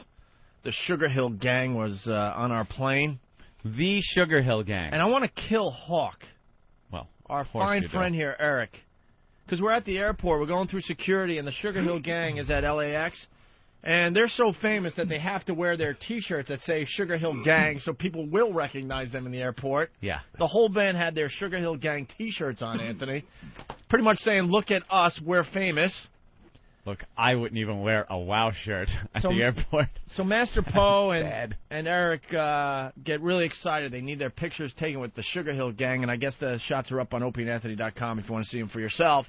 And Eric turns to me right in front of the guys and goes, "Hey, you want a shot with them too?" Son of a bitch. I hate when you guys do that. Stop doing it. No, you guys, it's only Eric. I don't want a shot with Sugar Hill Gang, and I don't want... If I'm not running to get a shot with some of these people that come in to do our show... Assume you don't want one. That means I don't want a shot, because now you're making the celebrity look weird, because I'm like, right in front of Sugar Hill Gang, I'm like, nah, that's all right. That's all right. We've had people come in like wrestlers and stuff, and... You know, I don't take pictures with the celebrities. It's the big ones. You know, George Foreman comes in, I'm getting a picture with George Foreman. Things like that. Ozzy? Ozzy, same thing. A picture with Ozzy. When a wrestler comes in or somebody else, a comic or something, I'm like, I don't take pictures. And Eric will always go, want to get a shot? In front of the guy. Now, what are you going to do? No. I don't care. So now you got to take a picture with the guy. Don't ever ask. Eric doesn't mean it. Look at him. He's happily cheeked and eager. Oh, he's so starstruck. This little kid. It's fine, but it was just... It was starstruck. I was hoping that tractor-trailer fell on you this morning when I saw the traffic report. And by the way, looking at the picture, the Sugar Hill guy, Mr. Sugar Hill to the right, he's an ass. Little 8-year-old sneakers poking out of the bottom of the tractor. The fat Sugar Hill guy? Yeah. Is he the lead singer? Was it Wonder Mike? I don't know. Wonder Mike, stop it. You do not know their names. I did a TV show with them years ago. I don't care. You don't know their names. I can't help it. It was me, Coolio, the lady nun from, Berlin, and Wonder Mike. Wonder Mike is a fat fuck.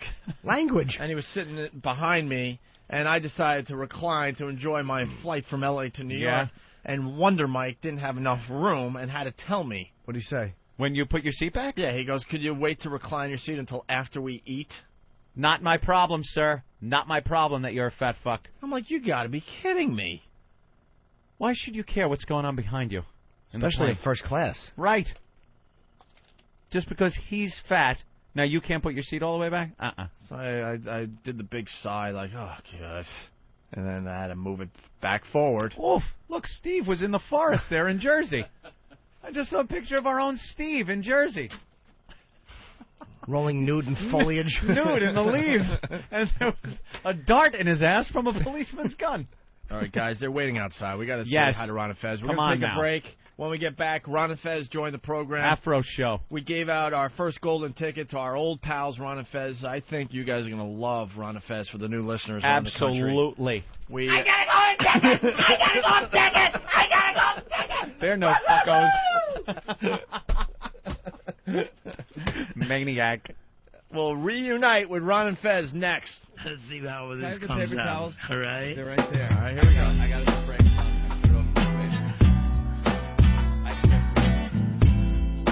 Oh, this is nice. This is a story about a man. He always was so lonely at night. But his voice was rowdy. You could hear it all through this train station.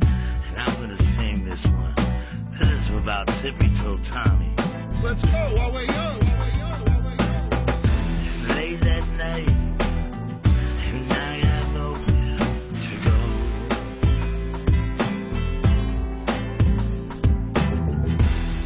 My money's gone and also all my friends. And the cop says to me, hey, you smell bad, get out of here. And he says, and you know I have an angel. And he said, that angel, shelter me from the pouring rain. You have homes. This is my life. I'm living with so much pain.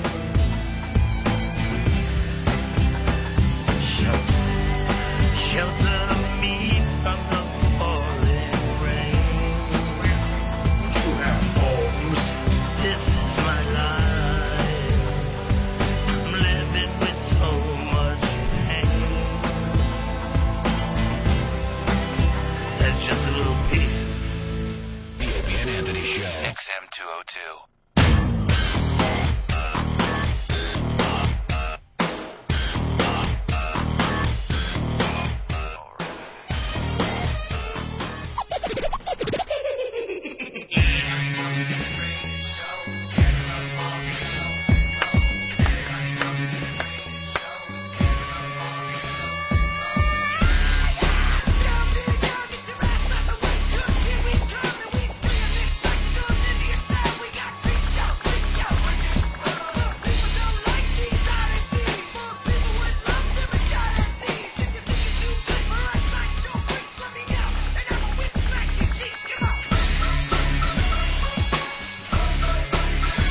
This is a great day for satellite radio. A great day for satellite radio. As we're all on the reef again. I gotta go check it! I gotta go check it! Oh my fucking God, I gotta go check it! Gotta thank Drew Boogie for throwing this together. Nice job. They took your theme music and our theme music and mixed it. Made some kind of conglomerated mulata mongrel theme. We're already blown out the people's ears out there. Yeah. In Radio Land. It's exciting just to get here in time. It just looks like Jimmy Norton is waking up. So this is the time of the show I want to be here. You're going with the baby. You're going with the baby. I've been listening to you guys for the last couple months, and it's always funny to hear, like, Jimmy's always doing that, yeah. And then about 8:30, 8:45, I just hear him kick in. Oh, and just start tearing into Goddamn a bit. ACLU can suck my dick. But it's the slow burn. But now I know exactly how you feel, because getting up this morning, we haven't done this in a lot of years. It's a beast. It stinks. It's awful. I know. I had to kick a couple Cuban boys off of me. It's just a mess. I'll go with the gay angle. Good. That's good. That's really going to help the red states that are listening. Yeah, that's going to really go over nice. Jesus, what's wrong with you? And did you have to pit uncircumcised boys? So much for listeners in Alabama. You know, cheaper. You know, every time we start a new gig, I go, you don't have to do that angle this time. You know, you're funny in a lot of different ways. And then you're locked in it for however long. Yeah. And then, see, here's the problem when you're partners. Because at one time it was a Ron show, and Fez was, in with us. And everybody would always say to me, hey, is that friend of yours, is he gay? Is he gay? And I'm laughing, having fun. But then as soon as he became my partner, it became, are those guys gay? Let them think what they want, Ron. We don't care. I care. We're just going to live our lives. I'm care. living a separate life, and I care. Let them think what they want. People would even ask my chick, they'd be like, hey, are those guys gay? Knows Ron how to say that right off the bat. Of course. Yeah. My chick. Yeah, after I was done having sex with her, hetero sex. Yeah, right. Hot and heavy for hours. So you don't have to, you can, maybe go in a different angle this time, Fez. Okay, because I love the tang, man. Yeah, I know you do. I'll tell you, some poon, I'll tear Sounds that convincing. Yeah. He will. Biatches. I like how it's still, the tang and things instead of, like, hot, sloppy pussy or something. He's not used to it. I know. He's not used to it. It takes a little getting used to. Yeah. You kind of look around for a dump button when you say something inappropriate for a while. Oh, yeah. You guys want to get the cursing out of the way? No. We have no plans to, because... That's good. We said that for about a minute. Right. Because then you were still hoping you were going to syndicate back the other way, and now you're like... There was always that hope. Right. Like, we get... And then you realize, why bother? Well, right. Why even bother? Stupid Fareed got under our skin for a while, and he's like, if you guys clean up the show, I think I could get you back on commercial radio. Yeah, remember those shows, people? Remember the shows we tried to clean up? Oh, we never said we were cleaning them up, but you remember which ones they were. Because you were emailing us every day, and we're like, no, we're not... no, we're not. Up our we show. just made a concerted effort to clean it because it's our choice, and those shows sucked. It's Ron and Fez, and when you guys do your first show, you'll see every other word's gonna be fuck. Well, the listeners too. And then the listeners fucking great. They're the you worst. Guys fucking back. Fuck.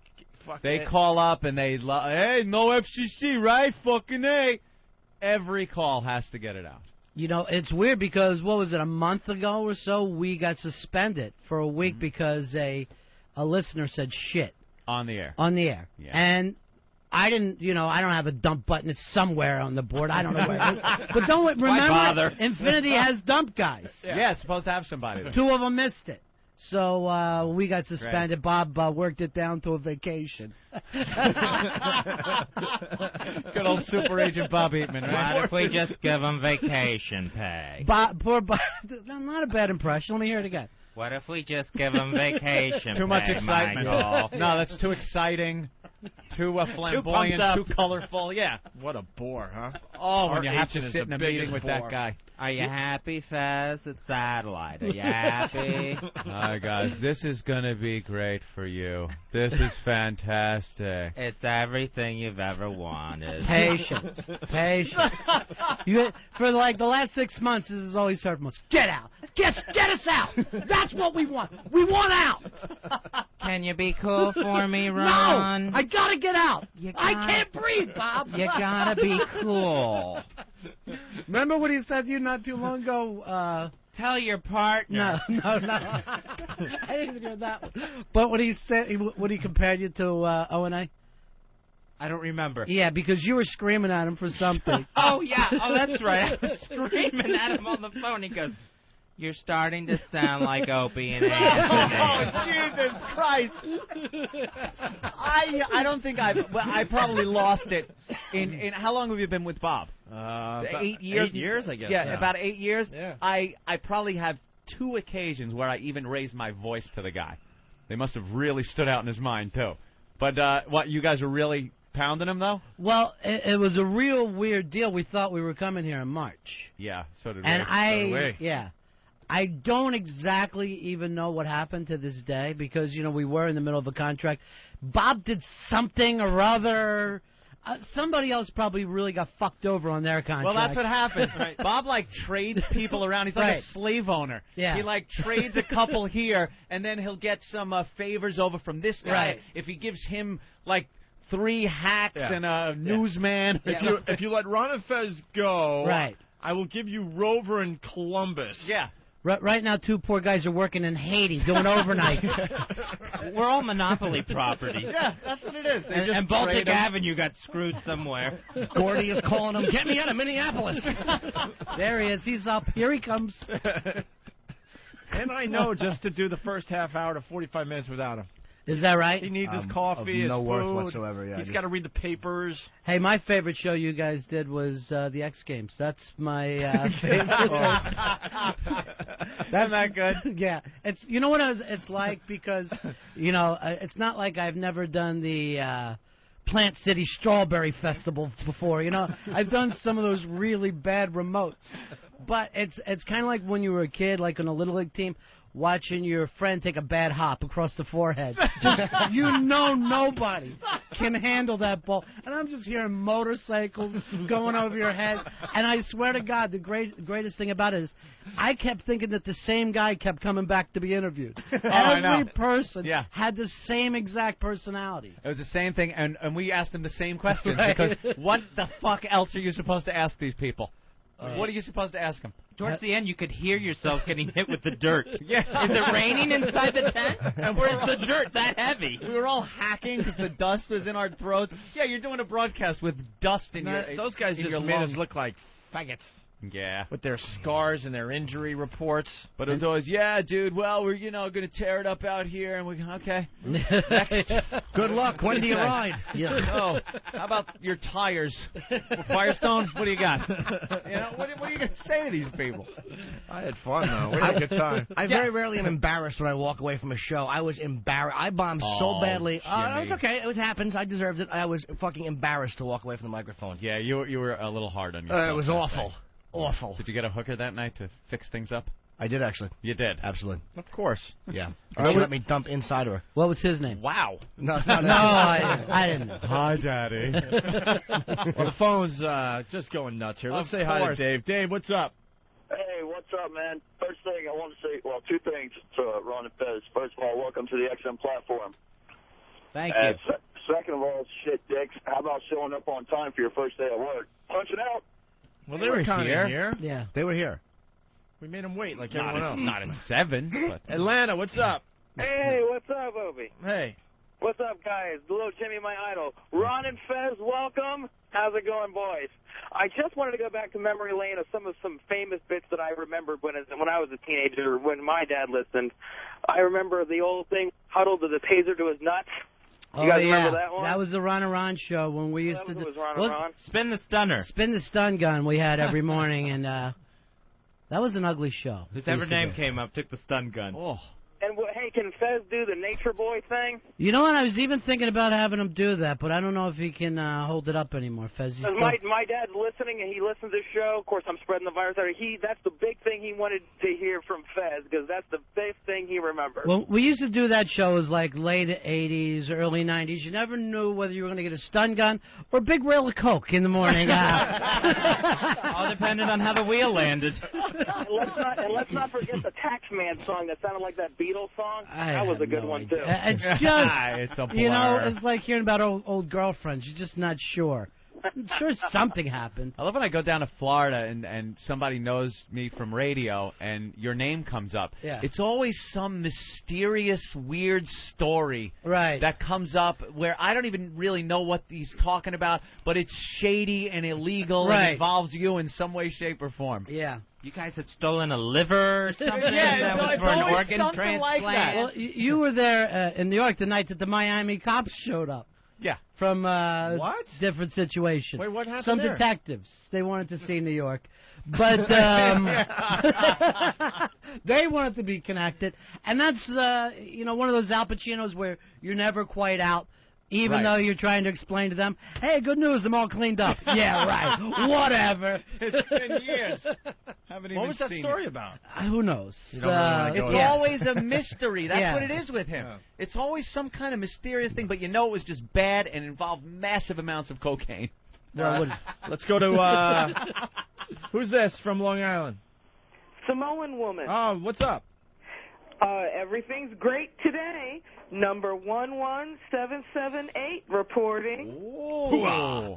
Look at that. Hi, Ron. Hi, Fez. I want to be the first to say hi. That's all. Thank you very much. Well, you're the second. And We're I'll third. see you Right. soon. All right. That's all that she wants to say. Jeff in Jersey. What's up, Jeff? Jeff.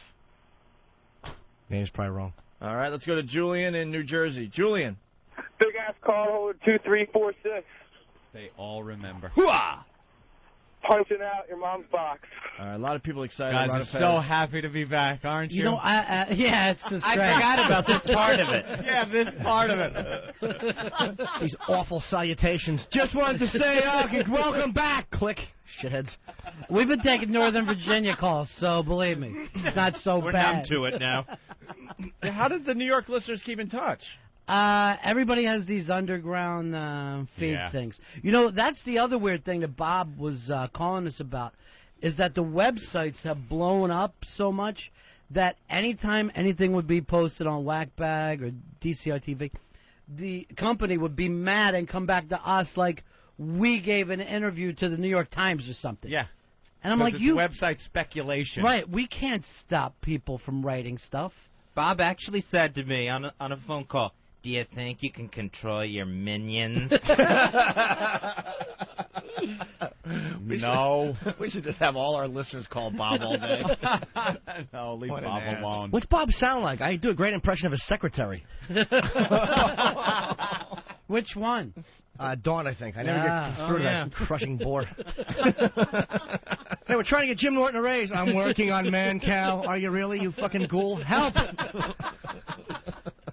Actually, Bob is representing my dad now. It's just his opportunity. Last time I saw him, he had a phone book and was just calling people randomly. Do you have representation? I'd like to be there for you. You need it. Well, even as a deli clerk, you should have somebody Yes, Bob. Somebody has to tell Bob he doesn't have to represent every small morning show in America. Every one of them. Holy crap. When I'm with him, he's taking phone calls from this little morning show in the middle of, like, Omaha. It's such a because they have a little interest. problem with their vacation time. It's a conflict of interest. He's supposed to... There were times where we'd go, dude, play hardball with Infinity or Clear Channel or something. Go in there and beat the shit out of these guys and get us the deal we want. Well, I gotta kind of be calm because I got a guy that I want to get put in Memphis, and if I push too hard on this... Like, we give a shit about the guy you're putting in Memphis. Just represent us. Where's the big 10% coming from? 10, 20. Isn't it great, the team shows? He gets one price. Yeah, you'll be splitting this amount, and I'll be getting 10% from both of you. How does that work? Well, it's still just 10%. How does that work? 10%. He's getting 20% of everything. No, he's getting 10%. Getting 10%.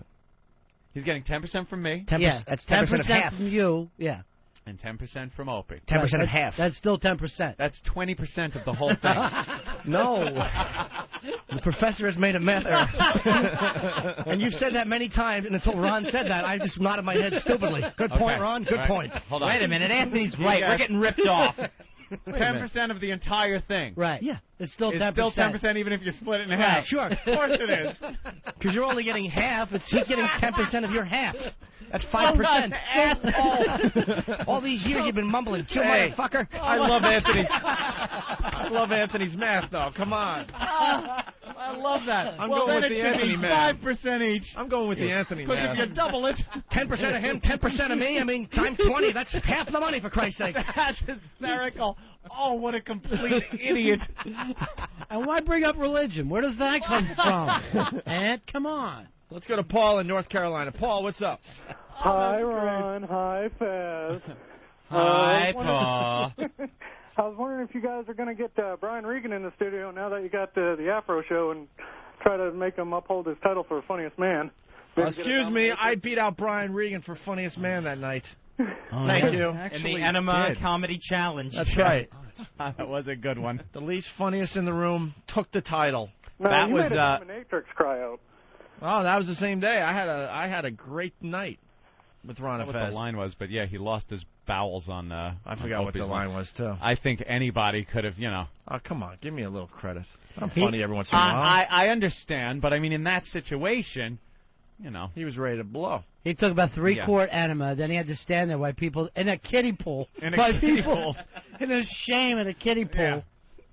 And then there was a dominatrix in there that Opie made cry also. Well, it was your big show, and I came in just to say hi. I was drunk, because everyone was drunk back then. And then came the line, hey, look, Aunt, Joey Ramone. Right. Is that what he lost it on? No, that's... No, the dominatrix. Oh, what line There's did two he actually... things going on. You had the naked guy in the kiddie pool with the enema, and then you had the dominatrix. They had this big show plan. I said one dumb line about how she looked like Joey Ramone. And yeah, she started crying. And she cried and ran out, and next thing you know, you guys had to fill an hour because of me. Yeah, it was an awful night. I got the... She had to leave. I got the big moment, but these guys had to fill the rest of that hour. When's the last time we were all on the air together, though? That was the night you got fired, right? When you came, yeah, you came running in with Bob. I remember we couldn't talk. Yeah, you couldn't talk. That stunk. That wasn't being on the air. Bob was all disheveled. Yeah, Bob was actually stunk from flop sweat. He did. I was standing next to him, and it was just he was just totally freaked out. Yeah, he was trying his darndest, but it just wasn't panning out. By the all way, the phone calls. It's about 3 years. Wow. Yeah, 3 years. In a week, it'll be 3 years that we did the Sex with Sam. Really? Thing. Yeah. Yeesh. We should celebrate. Yeah, do it again. Let's try that one again. 3 years ago. Maybe Sex with Sam. We could bring that intern in and all rape him and laugh. You know what's really weird, too, about getting back together is I remember Sex with Sam. We did some gig or something right after with Joe's band. Was there one of the U2 bands or something? At the Hard Rock? Right. And your sister that night was saying, I know all you guys are going to get back together again. And I'm thinking, oh, how sweet, because it just doesn't happen. It doesn't in radio. work like that. Right. I'm just like, let me mourn. I know what happens in radio. It's radio. People go away. They leave, and you never see them again. Rockin' Ribs, that's right. Very good, Eric. Was that the one? Rockin' Ribs, yeah. So I remember I went to the Halloween party over at the Hard Rock, and we'd been off the air for about a month, 2 months, or whatever it is, and I had gone there, and they wouldn't let me in. They wouldn't let me. I was so frustrated. I'm going to a Ron and Fez event. It's the Halloween thing. Your brother's playing. My brother's playing, and I was having trouble getting in at the door, and security was pushing me around. They wouldn't let me come back to say hi to you guys. I was just hanging out there like one of the Minion, and I couldn't even get back. It was so frustrating to be back in the pit. Doing costume changes on Halloween, trying to get in the door. Well, what was the gig that we came up to New York, and you stopped by, and they yanked our cord from us from D.C. Oh, that's right. Anthony comes in. Yeah. Everybody starts to, we're just a bunch of New York people were hanging out. We're on the air down there, and people were chanting Anthony. and somebody down there just yanked the cord out. Yep, they were saying ONA. An ONA chant got going, and yeah, Infinity pulled it. Whoever the PD was, I guess, down there. Yeah. They just hate us to this day. Yeah, they're not Absolutely crazy hate us. about you. They're not crazy about But you know what? It wasn't our problem that day. You talk about the dump buttons. We had 3 guys on the dump buttons that day. Yeah, Al Dukes was one of them. And they decided not Great to use job. them. Who's moved up in the Infinity food chain. Yes, we've heard. Is he over at K-Rock now? Yeah. No, he's off that. He's working at corporate. I thought he was Booker's. No, that's over. That's over? He keeps moving up in the world. Was that Booker's choice, or? No, I think Al is basically being groomed to take over the company.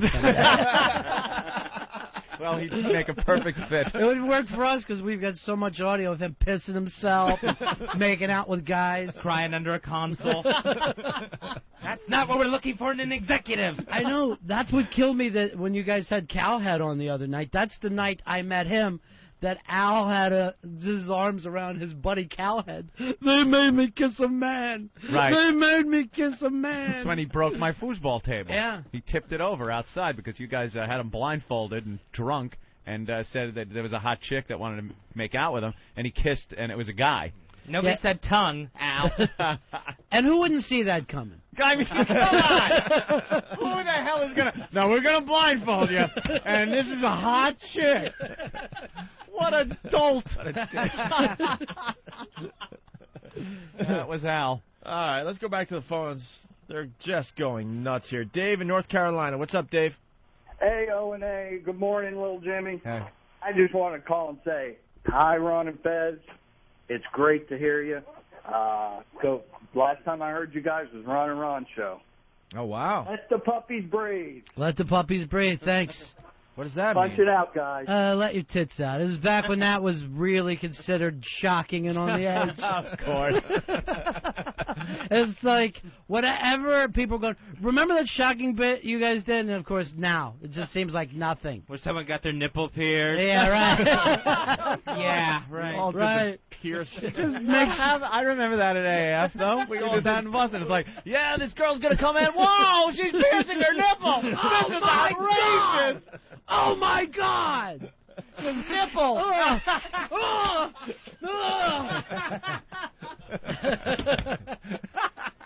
Any listeners out there with ether and ammonia, please come down to the studio.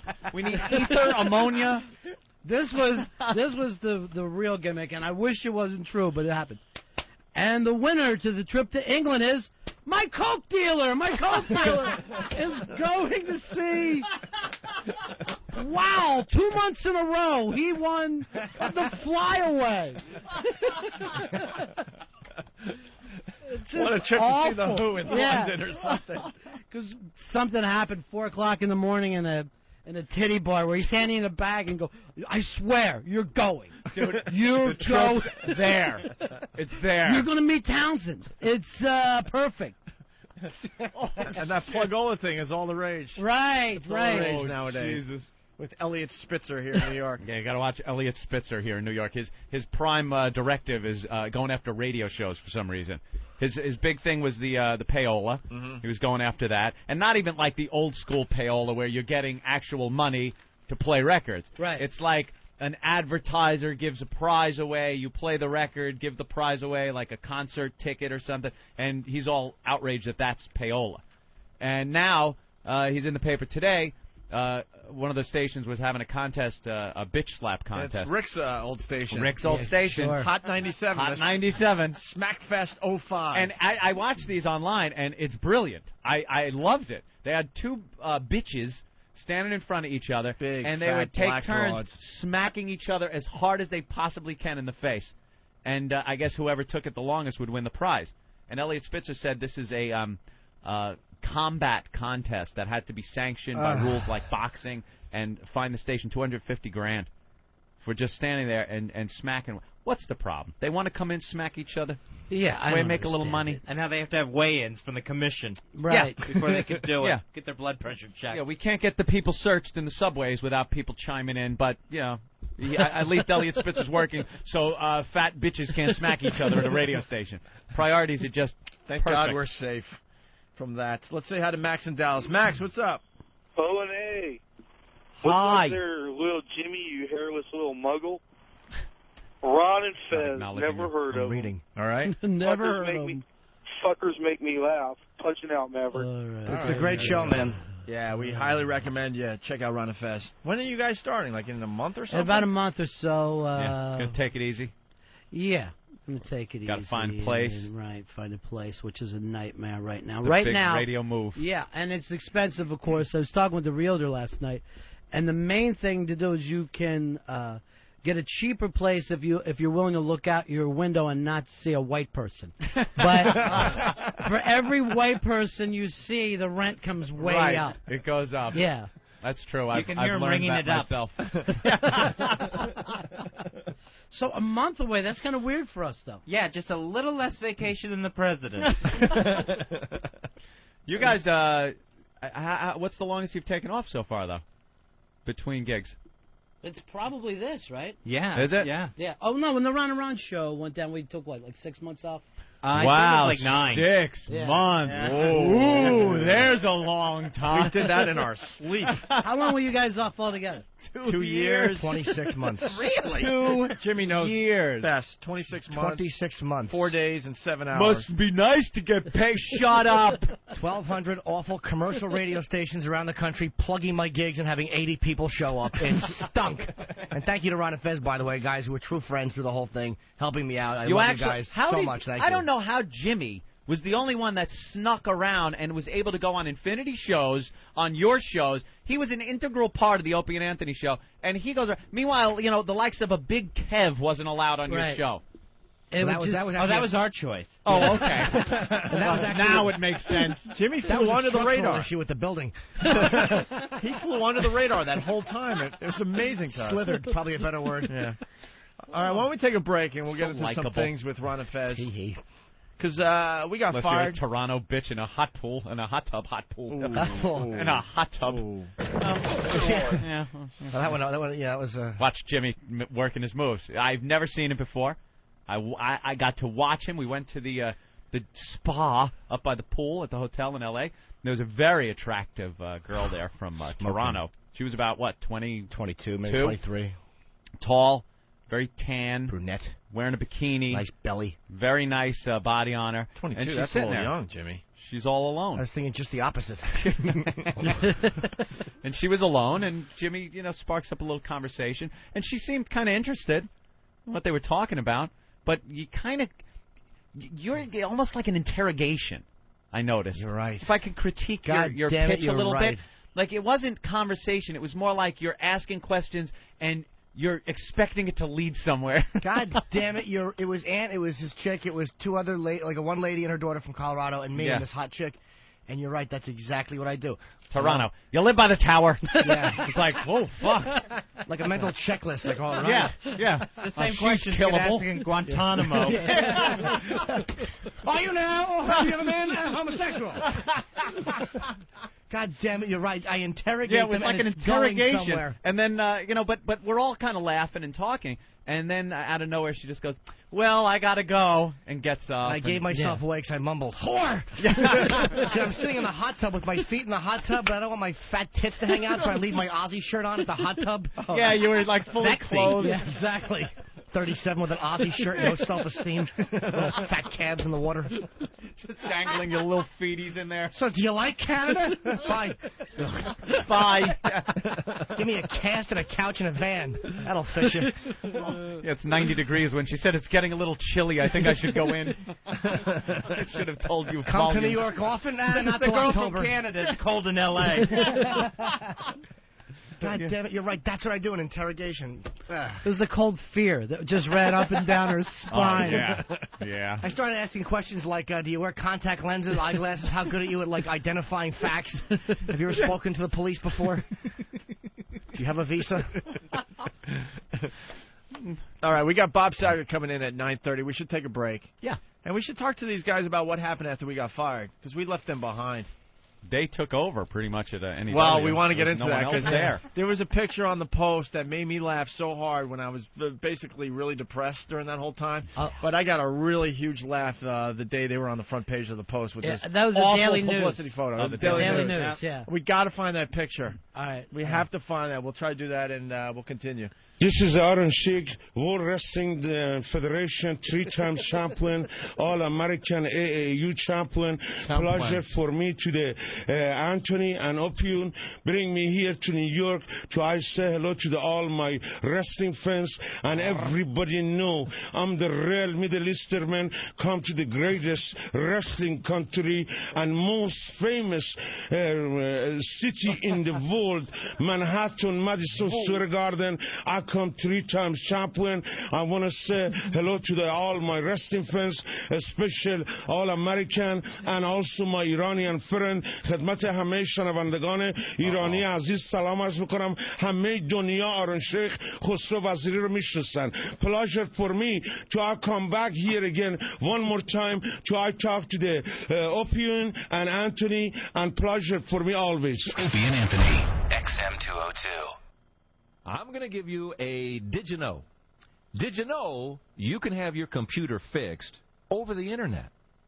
And did you know the leading online remote repair company is a company called PlumChoice.com? This is so amazing to watch, and you can watch this. You go to PlumChoice.com. They hook their computer up to your computer, and online, over the Internet, they fix your computer. I don't care what the problem is with your computer. Mine was it was moving at a snail's pace, and it wouldn't wake up when I moved the mouse, and it would freeze up. They fixed it. And I watched them fix it. Everything they do right there on the screen. They're killing the spyware, and they're killing viruses, and whatever they have to do, they do. Hour later, he says, okay, done. And it works so beautifully now. PC World gave them 4 stars. I give them 4 stars, too. I believe in them. I trust them.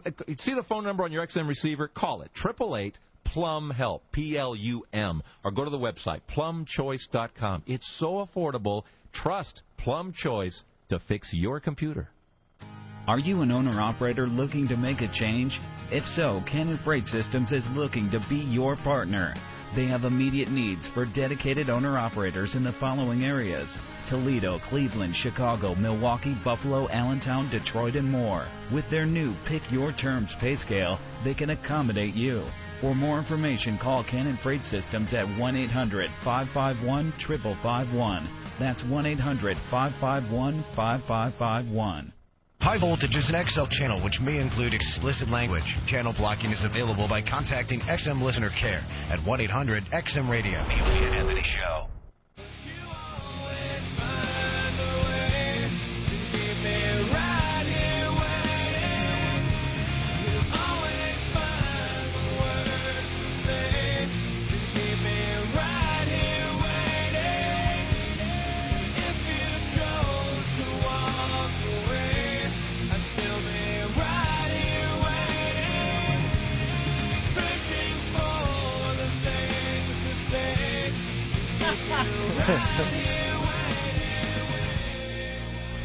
Yeah, I love seeing the newbies. You guys are like newbies. What was that? I blinked and we're back. Ron and Fez have been doing radio forever, but as far as satellite radio goes, you guys have a lot to learn. You're newbies. They're like, wait, you're back already? Work, boy. There are no breaks. That's right. Right now, normally I'd smoke a full cigar during my breaks. It's 9.5 minutes. Of course. We walk outside. We make calls. We used to play foosball games, right, and drink, and it was a party going on during the commercial breaks, and it would last forever. You could smoke, you could play a full game of foosball up to 11, and go back in and do the show. That's the weird thing about commercial radio. The better you got, the less radio you had to do. Actually, true. That's exactly true. Like the goal was to do no radio and have everyone think you did a show. When we first started at WNEW, they were doing, 5-minute stop sets maybe. Yeah. And then when we were at the peak of our success on commercial radio, they were like 15 to 17 minutes at a time. We had to do less radio. It was amazing. You could just walk out of the studio. It's so funny. We knew we only had 2 minutes, but we're used to this now. We take our time going to take a leak. I went to get my yogurt, and the panic in you guys' faces. Oh, sometimes Song's over. We're on. He's not back yet. You just got Jimmy's not back. Jimmy leaves during the show. He'll go to the office to check email or something if he thinks a chick has emailed him a nude picture. If you're just tuning in, we got Ron and Fez doing the show with us today, and we couldn't be happier. They are joining 202 in the very near future. The first golden ticket. We started this golden ticket thing. By the way, that you have a message sound that kept going in the last break, that was my phone. Okay. Now, I didn't even check because I would never even think someone would be so stupid as to text message me during the show because we're doing a show. That goes to my sister, Dawn. Thank you, Dawn. You're the idiot today. She emailed, she goes, see, Ron remembered. That's what she text messaged me. It's true. Ron remembered. Thanks, Dawn. Bring. I almost started crying that night when she said that, though. Yeah. Oh, you all work together again. Yeah, right. Sure, we will. Sure. Yeah. Just doesn't pan out. It never happens. Now look. Yeah. Hey, we're all together. You guys, we're building the fucko list. Do you have any shows you want to add to the fucko list that we haven't added yet? Hitler. Wow. I'd like to see Hitler on that list. Any radio shows out there that you have a problem with? You know what? I was thinking of golden tickets. The fact is, Eric Logan, a girl that I got started in radio, I didn't even know this until recently, is the godmother of his child. Really? Yeah. BL. For what she used to do Hooters on the radio. What's the? Yeah, then it became the sports chicks, and now it's just the chicks. Just to let you know about this woman, she was the second Hooters girl hired. That's how far back she goes. Oh boy! Oh boy! Like seeing John Glenn talk about the shuttle today. She's the John Glenn of Hooters chicks. The second Hooters. Yeah. What year was that? I think it was 45. It was right after VJ thing. She was being dipped in Times Square, and a sailor was kissing her. The returning soldiers love wings. Oh boy, that's not a title you want to tell too many people about. I was the second Hooters girl ever. The first one, Cloris Leachman. God rest his soul. It's like saying you're the second woman with the right to vote in this country. She's the world's oldest surviving suffrage Civil War bride. I was the first woman to legally wed a Negro. When was that law passed? I don't know. I don't like it. Oh my God! People. Roe versus Wade. Hey, since we are going to be off a month, though, Opie, I want to see if you guys can push this for us. Yeah. If anybody knows what we want to do, I wanted to set up a hotline for people to call us. It's 703-449-0898, 703-449-0898. Call us. Leave any kind of gay bashing that you want on that number. Wait a minute. Say that number again. 703-449-0898. That is my home phone number. In Northern Virginia. That is my home phone number, Ron. Oh yeah, that is. 703-449-0898. Shit. God. Oops. Now that's out. Yeah, that's going to leave a bruise. So. Take it. It's more like a golden shower now. Well, hopefully it will be for you. So could we talk about the publicity shot that made it on the cover of the Daily News after we got fired? Well, you know, there's so much... I remember I was doing some inline skating, trying to get my mind off. Of course you were. Stop it. Off the hell that we were in. We all know you're in shape, Opie, okay? I remember that day. The sun came up, we breathed air, and I was rollerblading. Just making that body better. We were syndicated 20 cities. We lost it all in one day doing our Sex for Sam thing, and we get fired, and we're, all over the front pages of a ton of newspapers. The press was so desperate. That they wanted to keep the story going. Is right. What happened. Yeah. And it was like so much fun in a lot of ways because we would show up to work. You know, we were the only show left at NEW. Plus all the bosses were fired. Everybody was fired. Everyone was fired. And we got this big dark floor with one little light bulb at the end. That was us. Everyone on our staff had their own huge office. Yeah. We got to explain this to the rest of the country. They were building this pretty amazing radio station. You know, they had us, they had Ron and Fez, they had Scott Farrell there, and they took a lot of time to get some really good talk shows together. They were really trying to build it up and make every day part fun and exciting. And then we just turned the corner. Right. Like Jeremy had just taken us out to dinner because we had some kind of #1 with men numbers, and he was all whatever. The ratings were stupidly turning around, excited, and then the company was taking notice, and they were going to try to syndicate this whole thing to a lot of stations across America. Yeah. And then we fucked up Boy, did so we screw bad that up. that we get fired. Our whole staff gets fired. They fire Ken Stevens, the guy that put the whole radio station together, Jeremy, and others. Jeremy took you to dinner? The Ramrod has a lovely burger. Do they? Jimmy's a little bitter because he was supposed to get a raise. No, my money was supposed to double. Yeah. Right, it was supposed to double. That's a good raise. His money was going to double, and the paperwork was in. No, it wasn't, and that was the problem. He didn't put the paperwork in. Slow, he took his time with the paperwork. Took his time with the paperwork, didn't put it in, so then when Jimmy got the boot, all that severance pay that he was supposed to get was based on the old rate. Because instead of the new rate. Jeremy decided take his time. Other things were a little more I still have the important. contract with the new figure on it, signed by John Sykes, I believe. Yeah. I would have done your contract, but I was busy holding two beautiful black things. I didn't get it. Yuck. Everything's neat and organized. It's a little compartmentalized. Just shaming Mother. Shaming her. Well, after you guys got blown out, the press went so crazy that there for a while, like, we would show up for work to try to get in the doors, and it was like I was OJ's lawyer. There would just be people taking pictures and TV cameras, and I'd have my kid with me, and I'd be like this, no comment at all. Just playing the gimmick like I had anything to say. What could I possibly say anyway? What do you have to say about St. Patrick's? Any word at all? What's happening with the boys? Everybody was just that. Excuse me, Mr. Bennington, I get 5 minutes.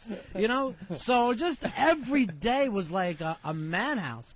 And then one day, I get up in the morning, check my email, and the little radio section of the Daily News was, and it was some kind of a stupid thing because they decided we were replacing you. Even though we'd been there the whole time, the Daily News just took an angle of, these guys are going to take over. For the devils. Yeah, right. Like, the cancer hasn't been killed. right. And there was no reason. We hadn't moved into your shift. The press found a new tumor, and it was Ron Fez.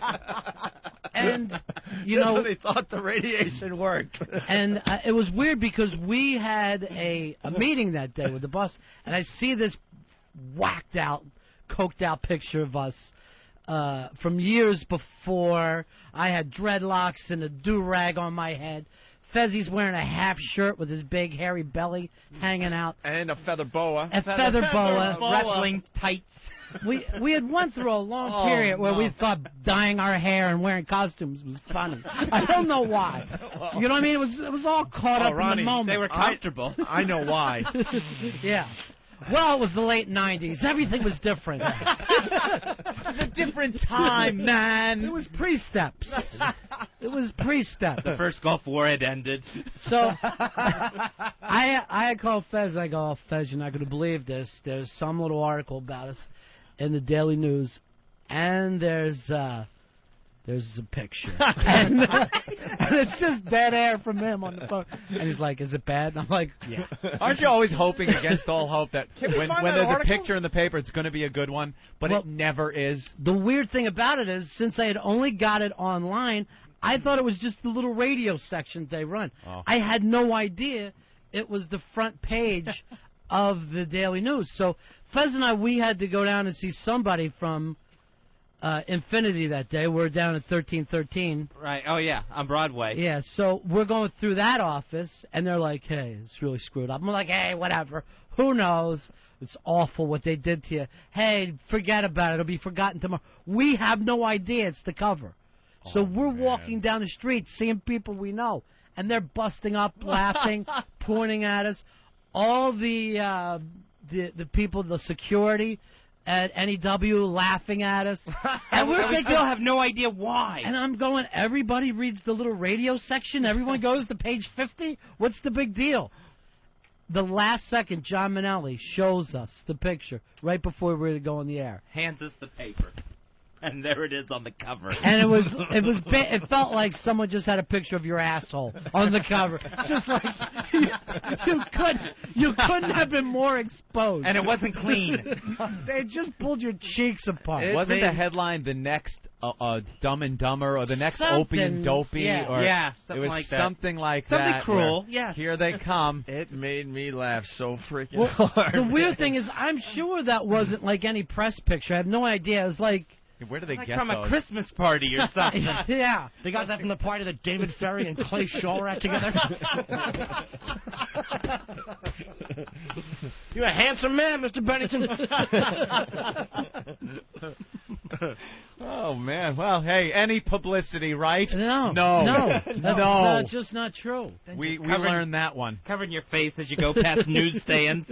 As a stack of them sit there. It's awful. Someone's got to send the link. We want to read that article today. I was driving after ourselves. I got fired, and we were on the cover of the papers, and there was a bus passing me by as I was driving, and the other lane was a bus, and you know how the drivers put the newspapers down into their windshield, little well down there, and plain as day, I look over and just see my face, and Opie's, of course, and Opie and Dopey as the headline, and I'm just driving, and I thought to myself, I actually said it out loud, I went, I'm dopey. The front page of the New York papers. You're lucky his name isn't Funt. The weird thing is, like, that happens in movies to people. Right. But never in real life. No. And, you know, that's always like... Oh, look, you know, everyone's mad at Kramer, and then life moves on. Right. But this one just hung there. It just hung like an ugly fog above everyone. I know that guy. Mr. Bob Saget. Bob Saget. Just walks in. That's great. How you doing, man? I have SARS. Yeah, from that plane ride. Feel better. Too early? Do you want me to go somewhere? No, we just got to get you a hang microphone. out. Do we have a seat? We have a seat for Mr. Saget, please. It's a very full studio today. You guys got 18 producers, and not one of them moves. It's a very full studio today, so please stow your bags underneath the seats or in the overhead compartments. We were going to set you up real nice after the break, but sit down and enjoy join the party. How about having a mic that works? Yeah, the mic's not working yet. This is Wayne Newton. There you go. There it is. Give me an RF. I can go All right, Bob, let me set the scene for you. Opie, Anthony, that's Ron and Fez, who we just hired to be on our channel 202, and little Jimmy Norton. You know Jimmy. I know Jimmy Norton. I've seen his balls. And we go way back. Yeah, all the way to the plane. To the Bizarro plane. Plane from hell. Like Fellini Satyricon was shot in there, and he chopped off a woman's arm. That really was odd. It started out odd because with the female Asian pilot with the yellow black hair. That's what I'm getting on. That's what I said. I don't stay on that. When do you get off the plane? Yeah. Like, there's got to be a line where I'm not flying on this plane. You always hear about people that leave, and then all of a sudden the plane goes down, and I was on that plane. When do you actually get up and leave? Is it when an Asian woman with multicolored hair gets in the cockpit? Anime. I got off. It was anime. In her hair, I got off. Apparently that changes the color. Looking for Waldo in her hair. It was awful. And then she walks in, and I go, please turn right when you get in there. Please go to the right. So she thought you said turn on the light. No, turn on. You know how they talk. Right. You know them. Right, as opposed to the Jews. It was an evil flight. She said we attack at midnight, actually, when she was saying, please turn your overhead. Tora. Right. Going to Hawaii. That was the Jew in the front. Climb Mount Nataki. and she turned to the right and sat in the co-pilot seat. So I'm like, okay, at least she's not flying the thing. And then worse, the short Mexican guy with a black eye is the pilot. I did that too with my dick. I hit him right in the eye. I finished in her hair and then stuck it in his eye. And then he went and got some guac for my cock. I'm sorry, you put me on XM. I'm very relieved to be here. Go ahead. Sorry, you guys got to finish up. It worked. I got tons to talk about when you're ready. That's okay. So that's what's flying the plane. Now I'm thinking the same thing. You know, do you leave? Do you get off? No, you put your faith in our death. Continental in our death. And then I got to tell you, it was. I felt better when you got on the flight. Right. Because I'm like, Bob Saget can't die in a plane crash. No, but then the order of our names. Well, depends on your ratings that morning. I was done. No, when I saw you get on the plane, I knew any mention of me was done. And That's then not Leslie true. Ann Warren gets on. Right. And now I'm not even getting. I'm just going to be the picture of my sneaker floating if we go in over the water or something. I don't even get a mention. It's nothing. It'll just say radio personality for you. Yeah, maybe. Yeah. Shamed radio person. I won't even get shamed. They wouldn't say that. They'd say hit XM radio personality. Nothing. It's all new now. It's Bob Saget. Well, Leslie Ann and Cinderella. And then we were arguing. We were arguing who would have gotten top billing over you or Leslie Ann Warren. Her ice pack would have been floating. Yeah, Leslie She got Ann Warren. hit. She was picking up her cat on the way to leave. She told me this, and I believe her. And she fell. She went to kiss her cat. She fell on her cat's cock. And it put her eye out. And then she put the cat out. No, she fell on something, like a bottle of whiskey. No, I don't know what she fell on. And she bruised herself, so she's on the plane with an ice pack. Yeah, there's Leslie Ann Warren now with an ice pack on her head. Very pretty lady, and she's not, 20. No, she's no kid. She's way past my dating range. Yeah. Which is 20. I'm dating her granddaughter. No, I'm dating someone that hasn't been born yet. Little Jean-Benet Warren. Little stem cell with lipstick. Take off the cowboy hat. I want a blowjob. Let me rest my balls on your stirrup. I got a foot fetish. Take off your stirrups. You're going to shred them.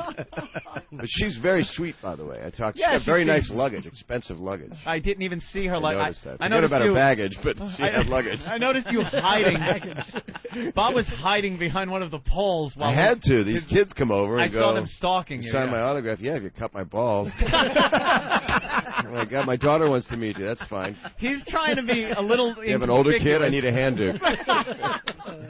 Because you are one of the most recognized people ever. It's like being in a fucking Big Bird outfit. It is. You might as well be. I know. It's horrible. Hi, everybody. Hi, I'm gangly and tall, and your father hated my jokes on the video show. Come here, I'll tell you to fuck off. But I'm nice to people. But the problem, like the dad will come. It sounds great. Yeah. The dad will come over and go, we like you. We watch you together as a family. And then I'll turn to my friend and go, well, that daughter looks tight. And who do I make it out to, honey? So I'm never rude. I'm always nice. Goddamn. Like our flight was Island of Dr. Moreau. It was very strange. The whole plane intermarried. And so now you're just trying to be a little inconspicuous as you can be. And then now his limo driver's trying to find him, holding this huge Saget sign. Just, Saget! Saget! Yeah, what was that about? I can't find him. And then she just stands next to me and stares at me. She thinks she's watching a TV. Yeah, well. You're taller in person. Yeah, your TV's 12 inches tall. And the guy, the flight attendant, gentleman. That was strange. Yeah, that was the strangest. He came over to say hi to Bob. Okay. And then he wouldn't stop asking him to mention his name on television. Yeah, you would think it was one of those passing goofs that people probably do. Hey, next time you're on TV, say hi. But this guy was serious. You do it. You do it. You say hi to Bobby. Now you do it. I'll be watching. I'm gonna be watching you. I hope he's listening today. He's just screaming. I know it. Yeah. I know I can He's do it. He's talking about me. He is. So then Bob kind of turned around because I was laughing, and turns around and looks at me and makes this face like, what a fucking asshole. And the guy's looking right at Bob. Yeah, the guy definitely, he was, wait a minute, he's making fun of me with his eyes. Maybe that face ain't for me. Like he just left, said something ridiculously stupid. And then I heard, the face is for you. The loading of a rifle on a plane. Fuck that Bob Saget. I'm going to fuck that Bob Saget. And as soon as this plane lands. Yeah, that's a good accent we're doing for that guy. Yeah, I think it was right on.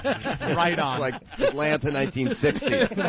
We're loaded, Bob Saget. We're helping the world. It's like a Rickles joke. We got a Chinese guy, a black guy. I love everyone. Yeah. I love Rickles, though.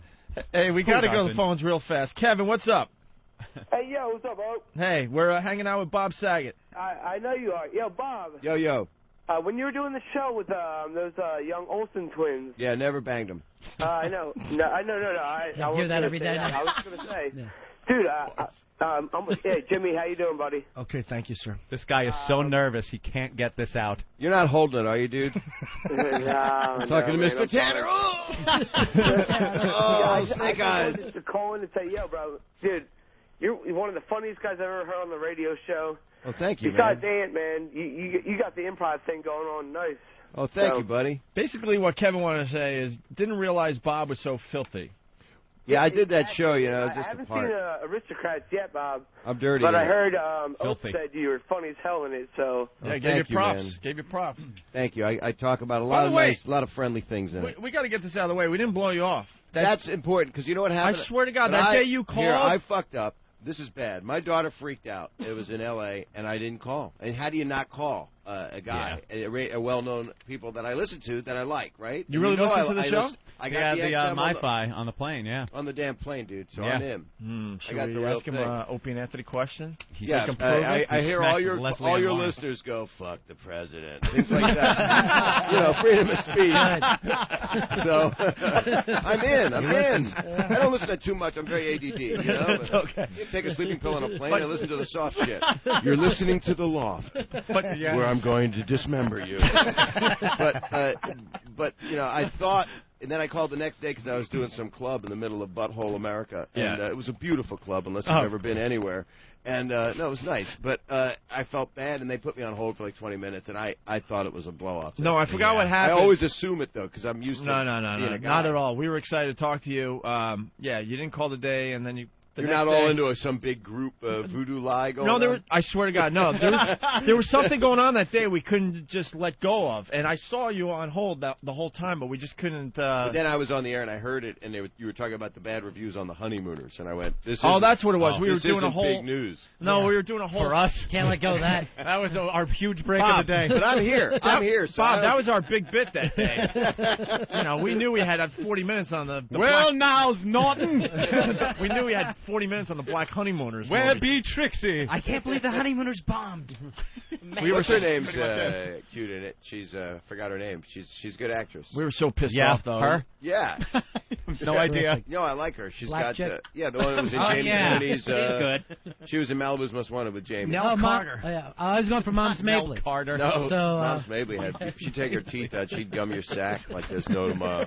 I heard a tape of her and Red Fox, and you couldn't understand a word. My friend Jeremy Kramer, who's a crazy comedian. You know Jeremy? Been doing this forever. He used to do a bit of Red Fox and Mom's Mabley. How you doing, Moms? You want to see your pussy? There's a red house in my pussy. What you want to your pussy? My pussy. You couldn't understand the whole bit. It's like 5 minutes of just yelling my pussy at each other. I think it's brilliant. But anyway, I'm happy to be here because I like you guys, and I like what satellite radio is doing a lot. Yeah. I like what you guys are doing. It's a lot of fun being able to do whatever the hell you want. You could say schmegma and then... that's the one thing you can't say. Oh, no. So we had to dump out of that. That was it. You could talk about taint?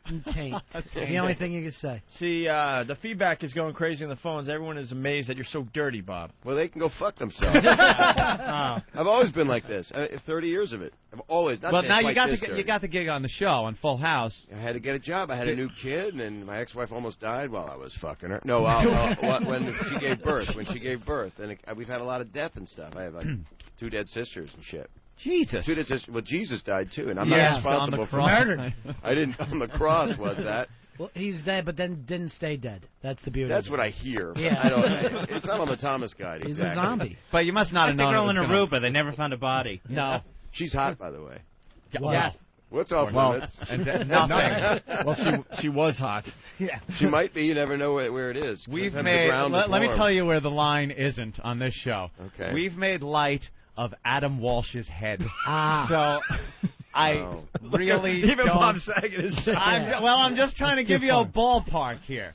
It's I was on wide open. I was on CNN yesterday. Yeah. Penn Jillette was being the director and Penn Jillette of the Aristocrats, and they were putting us on Showbiz Tonight, and they had 45 minutes of Peter Jennings is dead. We love Peter Jennings. What a great man. What a great man. And now Bob Saget from the Aristocrats. Oh, hey, and I'm be like, funny. this is a movie about incest and shitting and pissing on each other. Yeah. Where does that fall into the tribute? And so Penn Jillette's on in Vegas.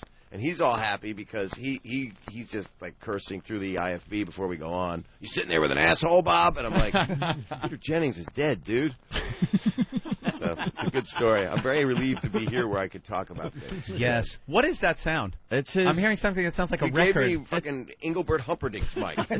It's a wireless mic, and we didn't have batteries for it. They had to charge them really fast. It sounded like... So his wireless mic's going to crap out within 10 minutes. That's wonderful. I don't care. I'll share with Jim Norton. I know where his mouth has been. Oh, my God. Sorry if it smells like bleach. Your mic smells like my cock.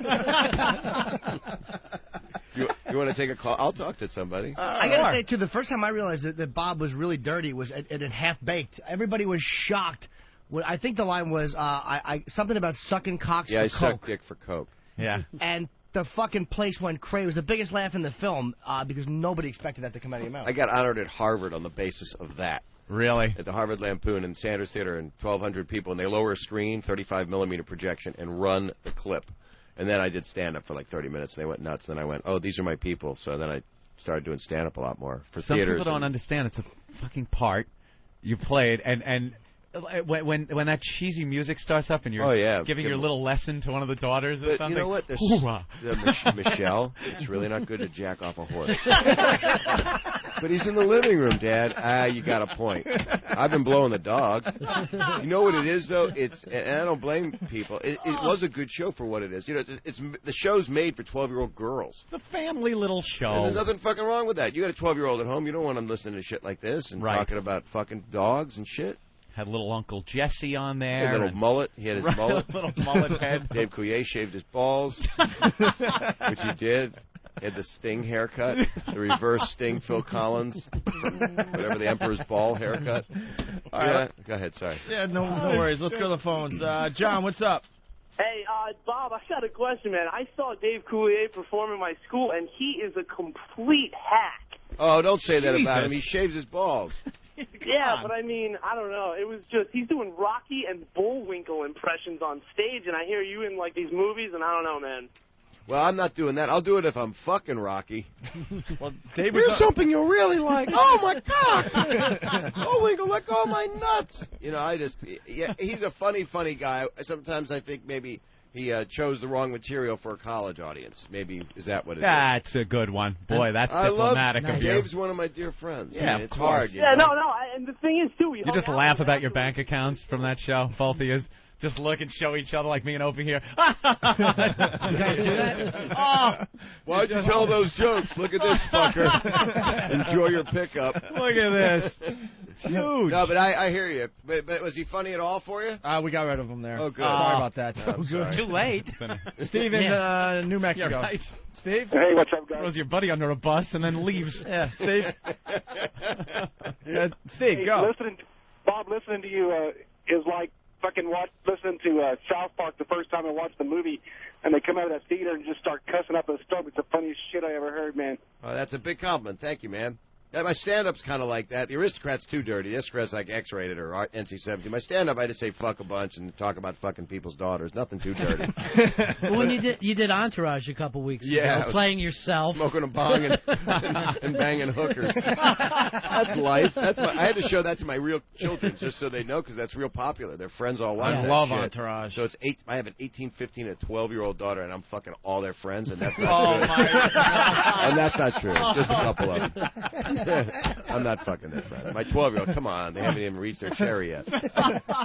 Let's go to Larry in New Jersey. Larry. I'm going to hell. Hey, what's up, guys? Hey, man. Ron Fez, glad to have you back. Cool. Bob, I have the opposite thing, where it's like everyone's like, oh, my God, you have Danny Tanner from Full House, and now he's talking about sucking horse cock. But the other way around, you're on the Young Comedian special. And yeah, you're with talking Rodney. about a 7-year-old giving you a blowjob. Next thing I see you on Full House, I'm like, whoa. Right, why did he do that? Yeah, what was with the... Well, here's the deal. I had a job in New York. First thing I did was a Richard Pryor movie called Critical Condition. It's the first job I got after 9 years of trying to get a job. And then I got to say fuck in that. It was an R-rated movie. And I got to work with Richard Pryor for a month, so that's like the shit. And then before that, Rodney Dangerfield mentored me and put me on his Young Comedian show with Scam Kennison and Louis Anderson and Rita Rudner and all those people. Mm-hmm. And then I got a job on the CBS morning program here in New York, and I got fired after 5 months. And you know what it's like. I got fired. I had a hosting chair on CBS against Today's Show, And I got there one morning, and the chair was gone. Oh, no. And they went, we'll try to get your chair back. And so I got a phone call that they wanted to recast the guy in Full House. And I said, yeah. I mean, I would have fucking signed. I'd have been eating horse shit out of a guy in the park, you know? Out of a man's ass with horse shit coming out of it. And so I went. I had just had a baby here at Lenox Hill. I went to L.A., did Full House. It was, I don't know, said Felix Unger, I'll be clean, I'll be a neat freak. I love how he's got to explain the fact that he's on a huge hit show making massive amounts of money. Yeah, but I had a bouffant hairdo, and I was show. like the gayest guy that ever lived. And then I did the video show with those jokes from my grandmother's Right, yeah, ass. that's right. You're on two huge shows. Giant hit. And the jokes traveled around the world, but they wouldn't have if I talked like my stand-up, because here's a guy getting hit in the dick, enjoy your meal. You know? Here's an old man getting killed by shrapnel, fuck you. You can't do that. So the answer is, watch you're this right. cunt get petrified as this man jumps out of a cake. And the winner is Big Fat Cunt. But who will it be? But that was Ernie Anderson. He died of cancer. He was P.T. Anderson's dad. Really? True thing. True What a happy story. Lovely. Enjoy it. Bring it up. Have your cereal. All right, let's go. You still got on a plane with him. Yeah, no, really. I was a guy who just asked a question or made a comment, and I talked for 7 minutes. That's fine. How many years was Full House on? 8. Jesus. Let's go to Tennessee. Dave, what's up? Hey, I wanted to ask Bob Saget, when you hosted that show, America's Funniest Home Video, was that your material or was that written? Because I'm telling you, I thought you were garbage, but now sitting here listening to you speak, I think you're pretty cool, man. Well, thank you. Was that your material or what? It was, this is the truth, I'll just say the truth. It was written by 2 skinheads. No, it was written by 2 friends of mine that are Canadian. That's why there was like an 18% exchange rate on the jokes. But it was and myself. We wrote 55 pages a week. What I thought I did okay on there was writing the voiceovers to the animals, and I did those voices, the real shitty ones, like, oh, look out, my balls. Oh, I remember that. That was the cat. Yes, sir, I accept. That was the cat and the squirrel and the goose. Here I am, and the chasing my tail, chasing my tail. Oh, pushing a rock. But, sir, pushing a rock was famous. Yeah. But, sir, I feel your pain because I felt it much more, but I was doing network TV, and it was either quit the show, which is my option, or try to somehow feed the box, which is the lowest common denominator, and the show traveled to, like, Spain. It was like third world, and it went to people that don't even have lives. And in Lebanon, they told me they stopped the war to watch this show.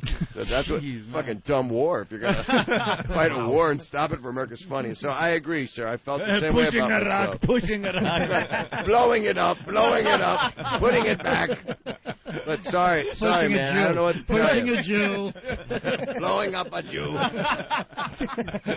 Eating some flan. What the fuck's he got flan for? But the show's still around. What? Why aren't you with the show anymore? It was 10 years. No, they offered me to stay if I would take like a third pay cut. Right. Wow. And I said, that is an attractive offer. You're really wooing me.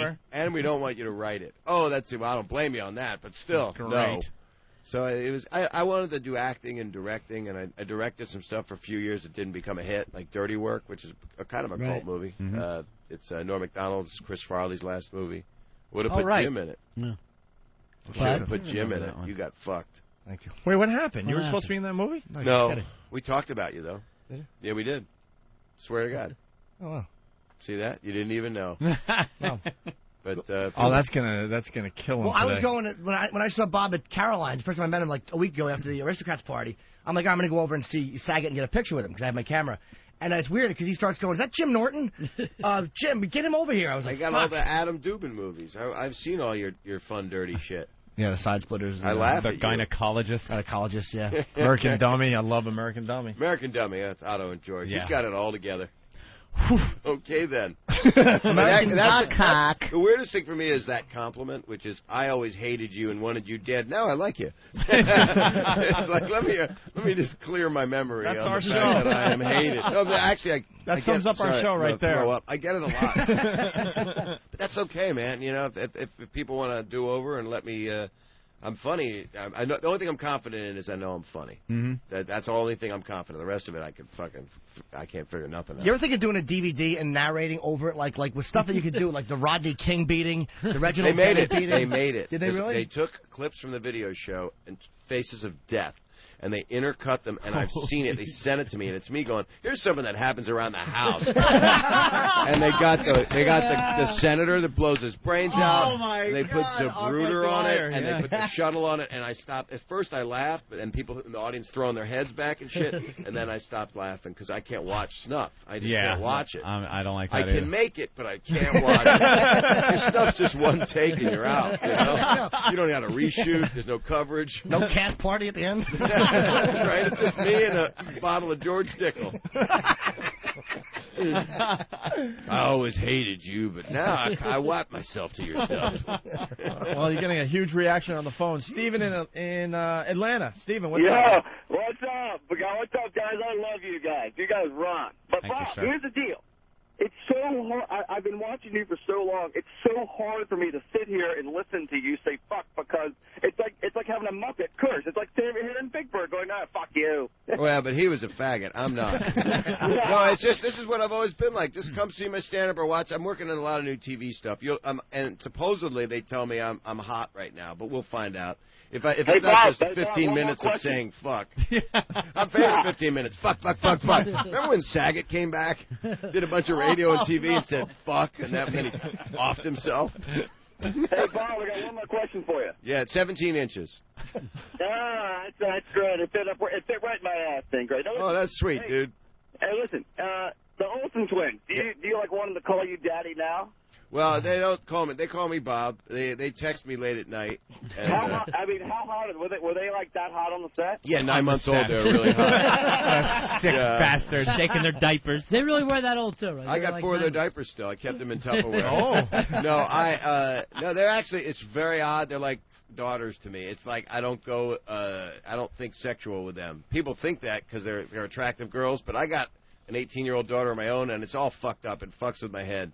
It's like a psychodrama because on the one hand I'm a dirty bastard, but I'm not really, but I would be if I'm culpable. But they're hot and sweet, and they're like daughters to me. So I protect them a lot. I love them a lot. But the other two, you'd fuck. I banged everybody else. Jimmy Gibbler and I had a baby. Let's say hi to Craig in California. Craig, what's going on today? Hey guys, what's up? Hey, how you doing? Sweet cheeks.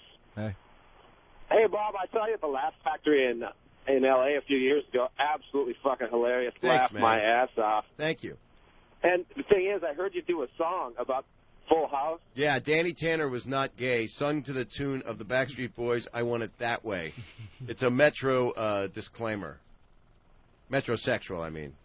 Can we get a copy of that? Hearing that this morning? No. No. Big no. I'll do it, but you're going to see it. I'm either going to... No, not... I mean, I'm doing like an HBO special or something. I'm doing like all kinds of shit. I got anyway, 15 I minutes. hear you guys. I'm punching out. Take it easy. All right, let's say hi to Nate in Brooklyn. Nate, what's up? Sweet good morning, guys. How you doing? Hello?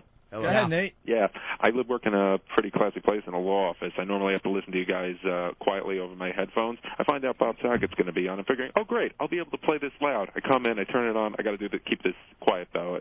I can turn it on. FS, suck it. You quickly push the things back in. You rule, man.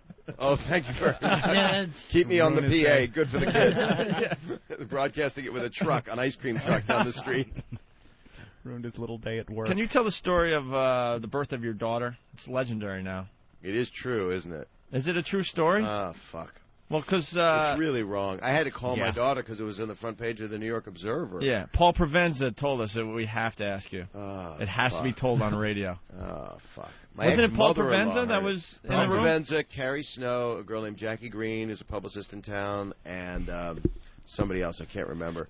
We had a really rough birth with my ex-wife and my first daughter, who's now 18, and we were at Lenox Hill, and they hit the epidural space when they gave her the epidural, and she went into cardiac arrest. She went into pulmonary edema or edemia, I don't know shit. But code blue, 30 plainclothes doctors ran by, intensive care, it winds up. She's in, they think, a coma, my ex-wife.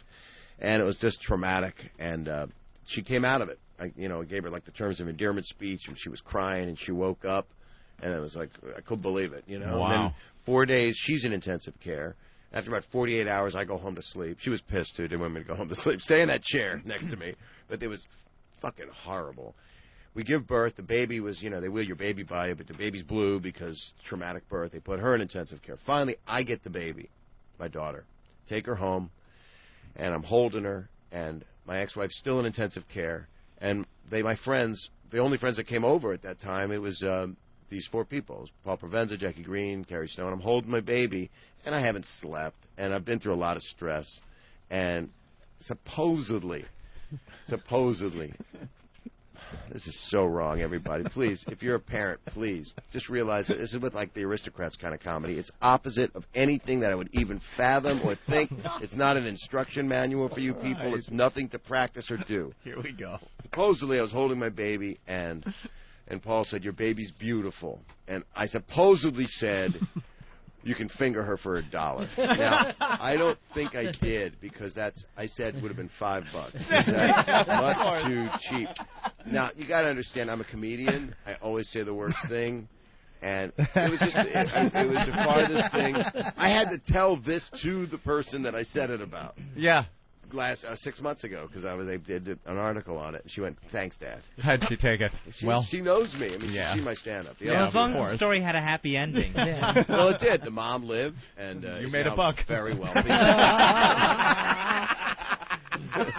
And I was able to tell it on here. So obviously, it served a really great purpose. I feel bad that I did that. Well, but it's like when people would come up to me and go, "Is it true?" I go, "Was what true?" Well, at least you only said it. Yeah, that's true. Right. There you go. Yeah, nothing. Never have. People always they talk about the line and where do you draw it and why do you say such awful things and there's just something funny about the most inappropriate, horrid thing you can say. It's not so much clinically what you're saying; it's that you're actually saying it that makes it funny. Right? It's absolutely impossible. Impossible, and it's never. In the Aristocrats, for example, Gilbert Gottfried made a 9/11 joke. Didn't do well, and I have trouble with him. The 9/11 joke. Yeah. But I understand where they come from. I don't laugh, but I'll stare and go, all right. I'm not going to kill somebody for it. I know what he did it for. And then he did the Aristocrats joke at that Comedy Central special. You saw the Aristocrats. Saw. I did. It's bizarre. It's wild. I loved it. I didn't think you guys could pull it off, to be honest with you. Well, it was Penn and Paul. They really... all you guys. And you guys pulled it off. Big time. I thought you, Gilbert Gottfried, and George Carlin were the best.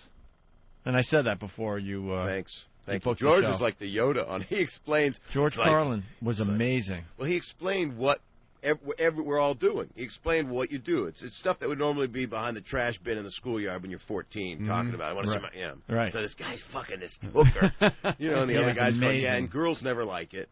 Why are you talking like that? Then I'm looking for the woman that finds that shit funny. Right. Then I'm going to beat the fuck out of her. I'm going to marry her. That's what I meant. The Aristocrats. Then I'm going to beat the fuck out of her. The Aristocrats is getting great reviews. You want to explain the movie for the people out there that still don't know about it? It's a family movie. Because it's not released all over the country. I love the song in that. We are Siamese, if you please. Somebody's showing up thinking, "Oh, I saw this one as a kid. I got to take my kids." I like when Aristocrats. I love this one. They eat spaghetti together. Oh, that's Lady and the Tramp. They're sitting there going, "This isn't the fun penguin movie." Yeah, fuck a penguin. This is it's 100 comedians telling this joke, which is like 75 years old, and it's not a good joke. It's a bad an awful joke. It's supposed to be a vaudeville joke. Gary Owens at the premiere in L.A. said that he was told the joke by Jack Benny. Wow. So this is like the real shit. It's shit. It's a shit joke. The point is, people want to get in showbiz so bad that they'll do this. So it's a family. I'm telling the Aristocrats joke. Eric Cartman tells it on the web. You can hear the streamlined version. We're going to play that, but just set up what the movie's about, basically. Okay. You don't have to do your version. Okay, good. It's a bunch of guys telling a joke about a family that goes into an agent's office to get signed by him, and they have sex with each other, and they shit and piss on each other, and then they go, ta-da, and the agent goes, "What do you call yourselves?" And they go, "The Aristocrats." And the point of the thing is, how dirty and wrong can you make it till you get to this horrible punchline, which I never get to in the movie, actually. No. I just get to the acts that the family does with each other. But what's funny is that it became anything at all. What do you think, because not the whole thing, but what do you think, out of your interpretation of it, is the harshest part of your... Well, I actually had an interview with a lady who was crying and said that I offended her so deeply because she was abused as a child. And I went, "This is not my intention at all. You shouldn't have seen it. That's not what this movie is. I'm the opposite of that. I swear to God. I'm the first guy that will run to the front of the plane. Or, I don't give a shit if a kid, no matter what denomination, is hit by a car, I will help him. That's nice, even black kids. No, I was thinking more Taliban. You know, do you take the bomb pack off the kid before he detonates if he's been hit by a car? Do you help the suicide bomber? I say no. You shouldn't have apologized, by the way. It was her fault for dressing like that when she was young. Nothing on that one. I put that really nice chuckle from everybody. I laughed at the fact that it died. If that helps you. Oh, boy, you go down hard. Continue. That's okay. You followed me with a horrible premise of saving a kid with a bomb bag. Yeah. We all have them on this show. Well, we got Cartman and the gang from South Park doing the Aristocrats joke. It's quick. Let's play this here, and then we'll continue with Bob Saget. You guys want to hear a funny joke my grandpa told me? No? Okay, so this family walks into a talent agency. It's a mother, father, their son and daughter, and a little baby. The father says to the talent agent, "Sir, our family has an amazing act. We know if you would let us perform it for you, you would want to sign us." And the talent agent says, "Sorry, we don't sign family acts. They're too cutesy." But then the mother goes, "Please, sir, if you just give us 2 minutes, we know you'll like our act." So the talent agent says, "All right, you've got 2 minutes." The family jumps right into it. The mother smiles and points to the son, who hits play on a boombox. Thrilling circus music starts to play as the father spins his daughter around, bends her over, lifts up her skirt, and starts licking her asshole. What? Then the son lays down on the floor and opens his mouth, and the mother tears off tearaway pants, squats down over his face, and starts shitting all over him. Dude! Hold on. The father grabs the baby, takes off his diaper, and starts sucking his cock, right? While the son, still with his mother's shit in his mouth, goes over and licks the baby's tiny little balls. Dude. Hold on, cop. Now the mother lays down on her back on the floor while the daughter gets up high on a chair and starts pissing all over. Then the father and son take the baby and start stuffing it head first back into the mother's vagina, while the daughter's piss rains down on all of them. Dude, just stop. Hold on, Cap. They get the baby halfway in so that just his legs are sticking out, all kicking and flailing around. The son takes the mother's shit out of his mouth and starts rubbing it all over everyone, while the father sticks his cock in the baby's asshole and fucks it while it's still inside the mother, until he comes all over the baby, the wife, and the son, and the daughter. Cartman, I don't want to... Cap! Will you hold on, please? Then the father gets up and says, "And now for our impersonation of the victims of 9/11. And the whole family starts running around the room, screaming and laughing with their dicks and titties all flapping around, covered with shit and piss and cum, going, "Ah! The building's coming down! Help!" And finally, the family runs back to the center of the room and goes, "Ta-da!" And the talent agent, he just sits there for the longest time. And finally he says, "Jesus, that's a hell of an act. What do you call it?" And the father says, "The Aristocrats."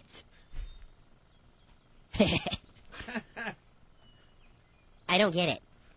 Neither do I. And there you have it. And there is no punch. And the joke is, aren't we classy? That's the punchline. Right. So and that's what's interesting, too. The movie really is a documentary, as you know.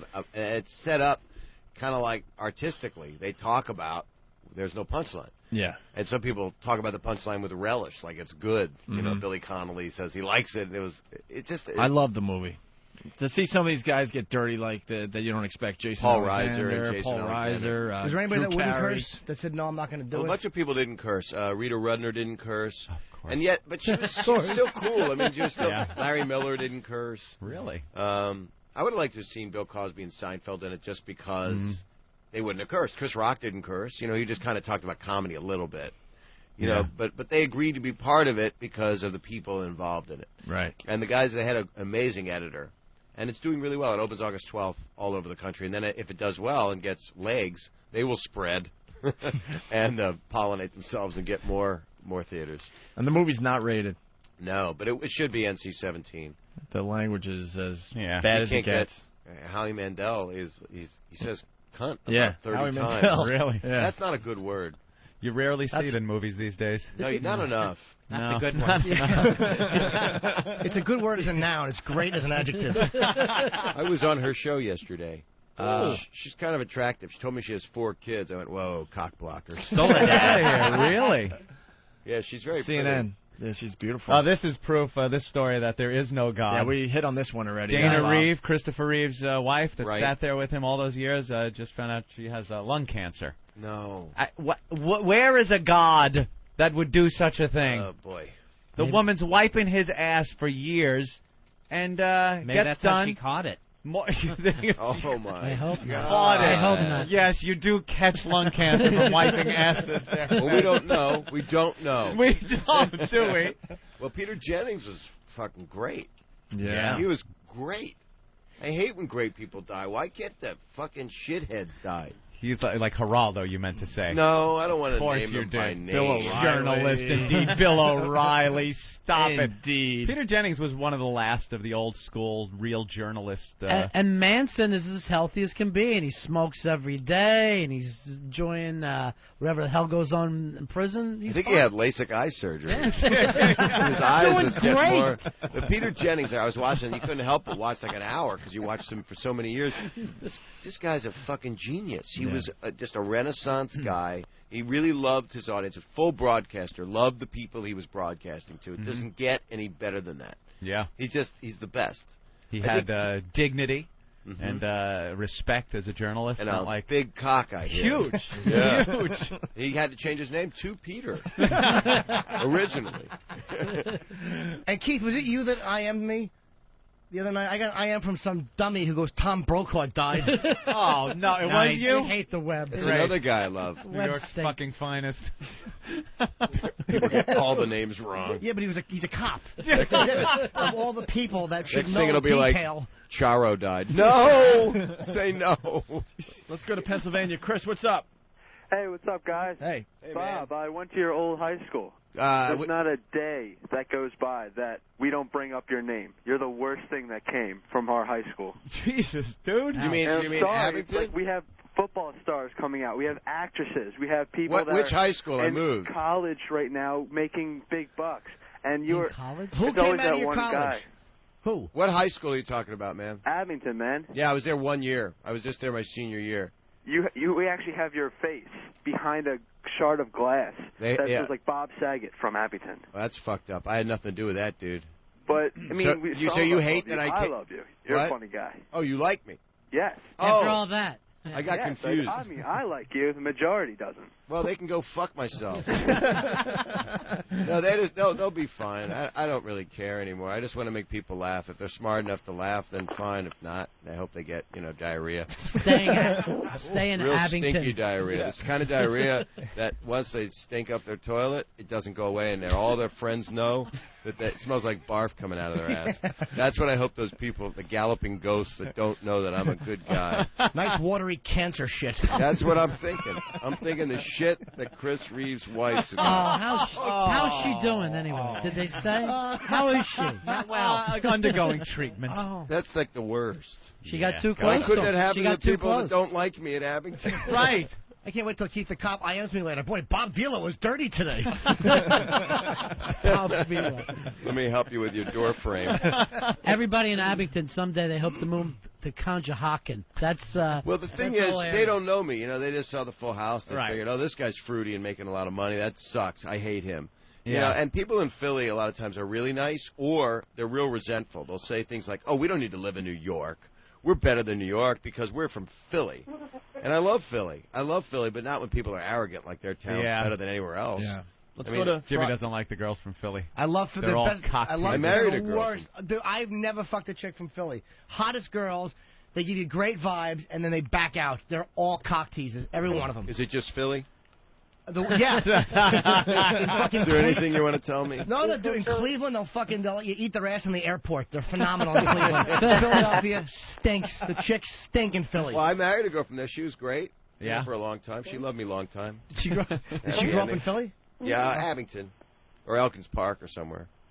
But they're great people in Philly. It's just, we got to convince that school. We got to change my shrine. Yeah. My shrine's what fucks it up. I probably got a bouffant hairdo in the picture.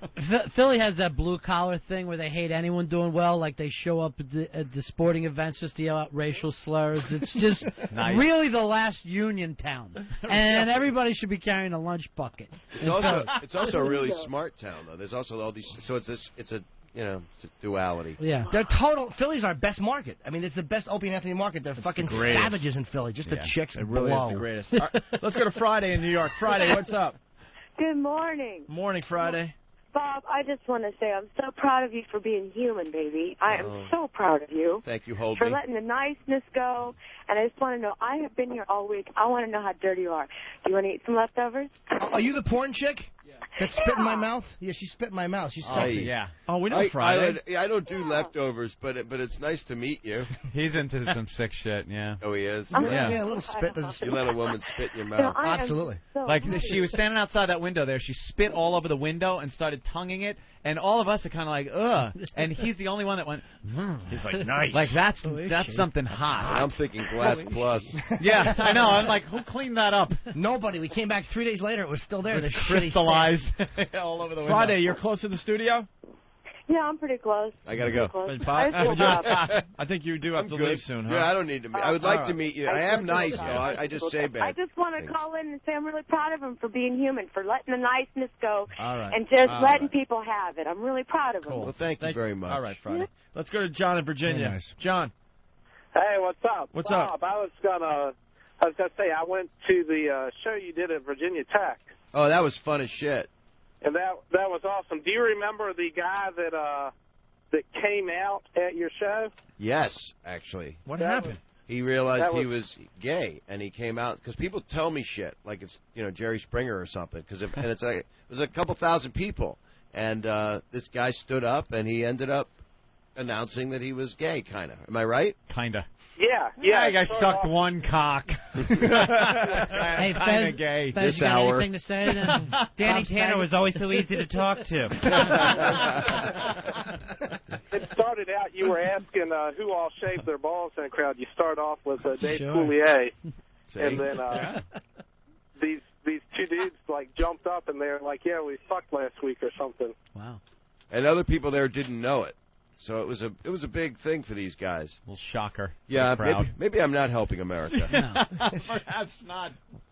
Right. And I talked with you at the bar after a show, and we talked about Dennis Haskins. He doesn't remember you, sir. He's a celebrity. It's going to be shocking. He's polite. He does a show every day. No, but what did we say? What did we talk about? We were talking about Dennis Haskins, and you're like, yeah, Belding loves the cock. Oh, I don't know if I said. I don't know if I would say. Oh, you mean Mr. Belvedere? No, Mr. Belding off of Saved by the Bell. Oh, the principal from Saved by the Bell. That was a joke. I don't even know him. That was just a joke. I say that automatically. I probably should watch what I say as a joke. Yeah. No, I don't know sexual behavior of most people, or care, really. I got my own issues. Remember me, Bob? You had signed a napkin. I had a club soda. Oh, yeah, you were the guy. He doesn't remember you, stupid. But I vaguely remember that, kind of, sort of. But thank you for your compliment on the show. It was really fun. They were a great audience, Virginia Tech. There's a couple more, and then you have to be out of here by 10, they're saying? I don't know. Oh, man. What time does it go till? 11. Yeah, I got time. Like 11. I got time. Good Let me just look at my thing. We're having too much fun. Jamie, what's up? Hello. Go ahead, Jamie. Yeah, there is no way this is Bob Saget. I could not believe you guys are trying to pull this farce off. I have watched Bob Saget through America's Funniest Home Videos. I have watched him. It's unbelievable. This is unbelievable. Welcome to the real world, sir. But even when I did the... potty mouth. It doesn't even sound like him. It's not his chipper, smiley self. Sir, your sinuses are really irritating me. You sound like Clifford Peach's friend from My Bodyguard. Sir, even when I did the two shows, I was on HBO, and I talked dirty and shit. I did do that, but you were young then, so you didn't see it. All right, let's say hi to Kenny. Kenny, what's up? Hey, Kenny with Clear Sinuses here. All right, Kenny. Wow. Hey, Bob. 3 people got that. We're in this room. Yeah. Hating you all this time. Hold on, Kenny. Start over. He's saying he hated me all this time. My favorite opening backhanded non-compliment. Well, it gets good, though, Bob. Okay, Go ahead, I'm Kenny. here.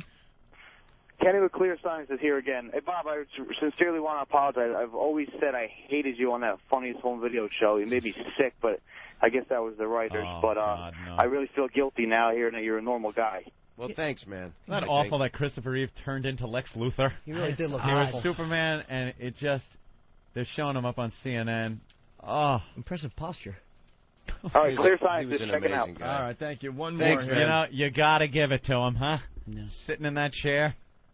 Unbelievable. And he was starting to get some movement back, though. He got like a little bit of feeling in like fingertips and stuff like that. If I had movement my finger, that would end it. You'd just hear a bang. 5 minutes later. Just get the trigger finger working out. That's my all-time nightmare. Is being paralyzed. Mine is a guy calling up saying he always hated. But remember when I met you? You turned a lot of people around, though. Bob, I had actually been plotting to kill you. Rear entry. Now you want to turn you around. Mike the Trucker, what's up? I heard a rumor a few years ago that Bob is a obsessive compulsive cleaner. No, that was on the TV show. Hannibal Lecter, Anthony Hopkins eats people. Yeah. No, I'm not No, that was a TV show character. I wanted to make it like Felix Unger. That was what. Yeah, that was it. I did that on the Full House show that's on every day for 4 hours. All right. That's why the rumor existed. They are handing me notes. Bob's people are saying wrap it up, but we have No. My next interview. Let's see. I got a taped radio interview at 11. So I could really go, unless they say otherwise. It's in Philly, but No. I can go till this wall's distracting. Yeah. I can go till. I thought I could go till 10:30. Yeah. I can go till 10:30. It's at 11. Come on. No, I'm good. I'm good. Thank you. That means you're. No, I don't want to leave. Your people must have thought I'm having it was a great going well. time. I like it here. Yeah. I belong in a place like this. Your people must be thinking it's going well. They don't get him out of there before he mixes too many Don't you have that thing about that thing? Yeah, right. Here's the post that you told me to give you. Colonel Tom's out there. Get my boy out of there. Ruining everything we planned. I'm getting 50% of this. 20 years. 20 years I built this character. I got to be at ABC Radio. It's not far. No. It's a half hour from now. All right. I don't know. How many days, like times a day, is that show on? It's Full House. Every time you turn on the channel now. It's on 4 turn times on the a day. TV. It's on 2 networks. It's on ABC Family and it's on Nick at Night. And now the video show's on PAX and Family, ABC Family. You got a piece of the syndication, right? No. Wait, no. Stop it. Nobody owns any of it. Why? No cast member owns any of it. It's called Getting a Job. The people that own it are the producers. How do you go so long, though? We're on the show 8 years? 8 years. And not like renegotiate. You do renegotiate. You get a huge amount of money up front, and that's your money. And you shut up and you take it because you're lucky as ass to get on. You have to be like a producer, so when you have to own the show, or you have to say, like Ray Romano, or Jerry, so you have to have that deal. I was a cast member. Wow. Right. All those times. You watch it 4 times a day, and just nothing coming in from it. It's the new Brady. No, you get paid. You get paid some crappy little scale crap. Yeah. Not like you would for. Oh no, not if you owned it. You'd buy Jason Alexander's always furious about the Seinfeld deal. You can tell from the DVD things that he's just a bitter motherfucker. He's not. Maybe really? it was just the other people he was hanging with that day. I don't know. Yeah. 'Cause they're all nice. Michael's great.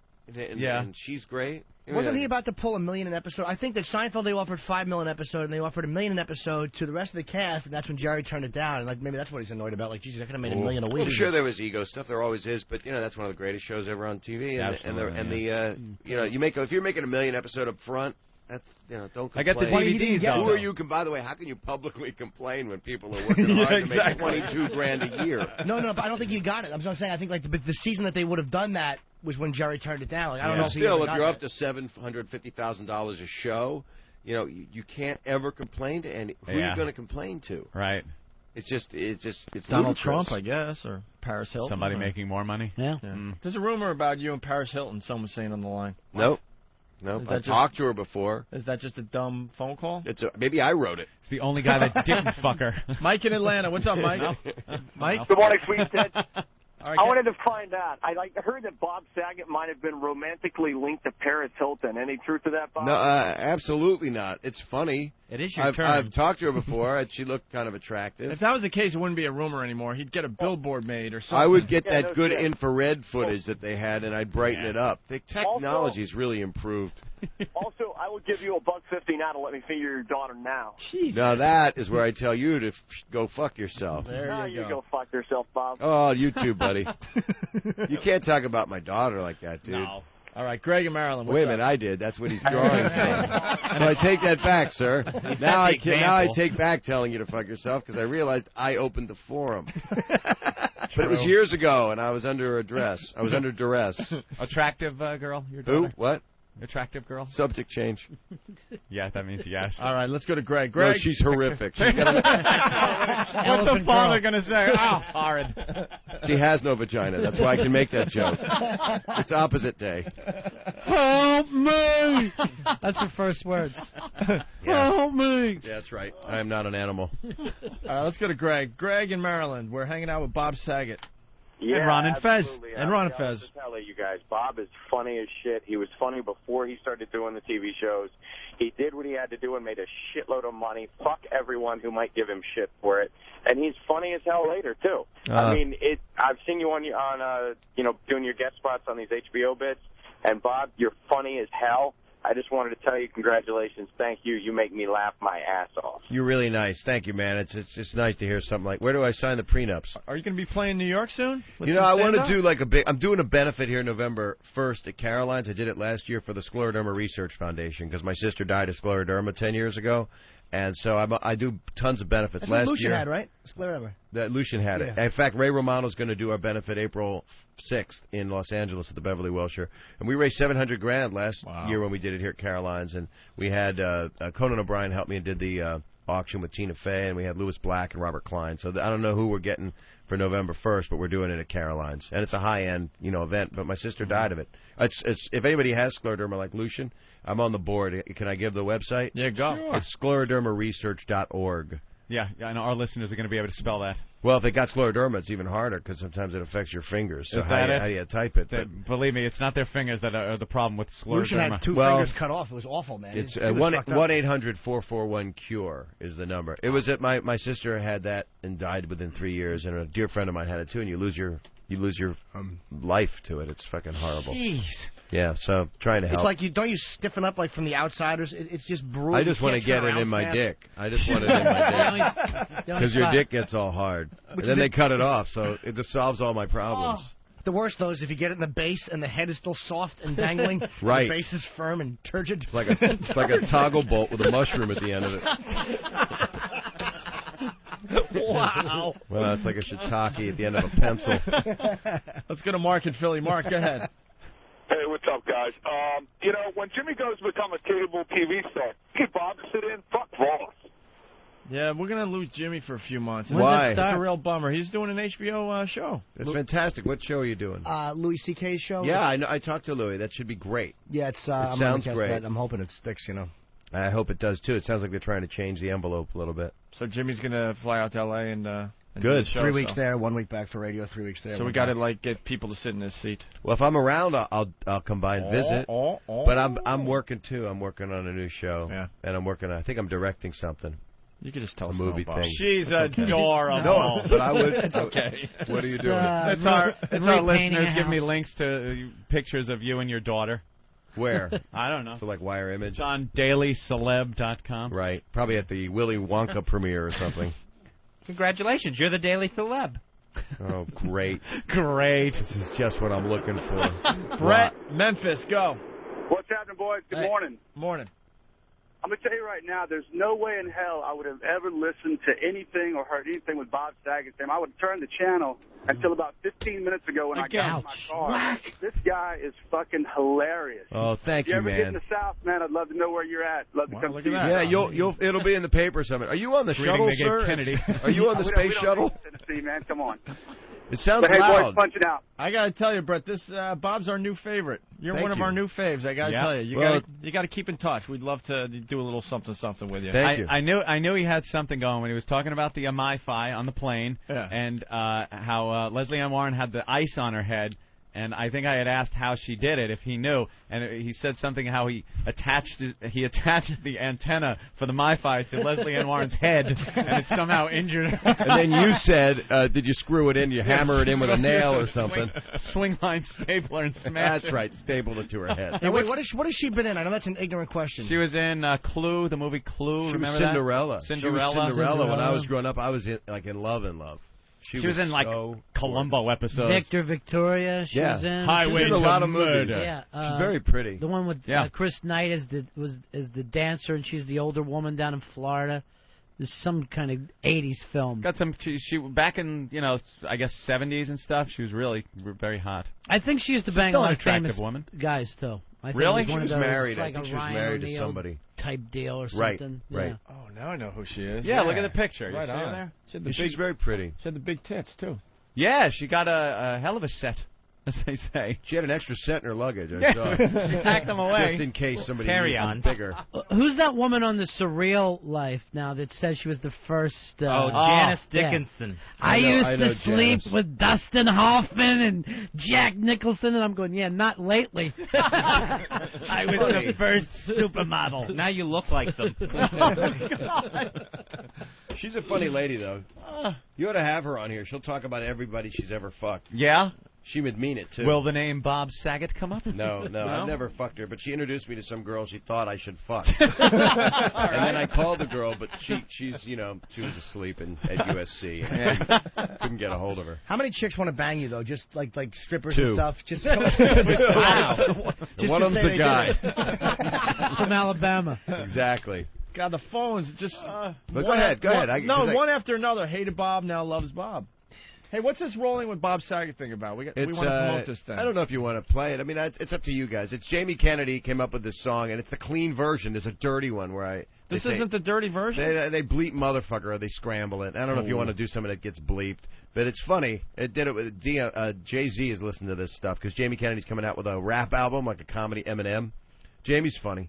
Yeah. I don't know how you feel about him, but he's funny. Don't know enough about Jamie. Well, this is a song.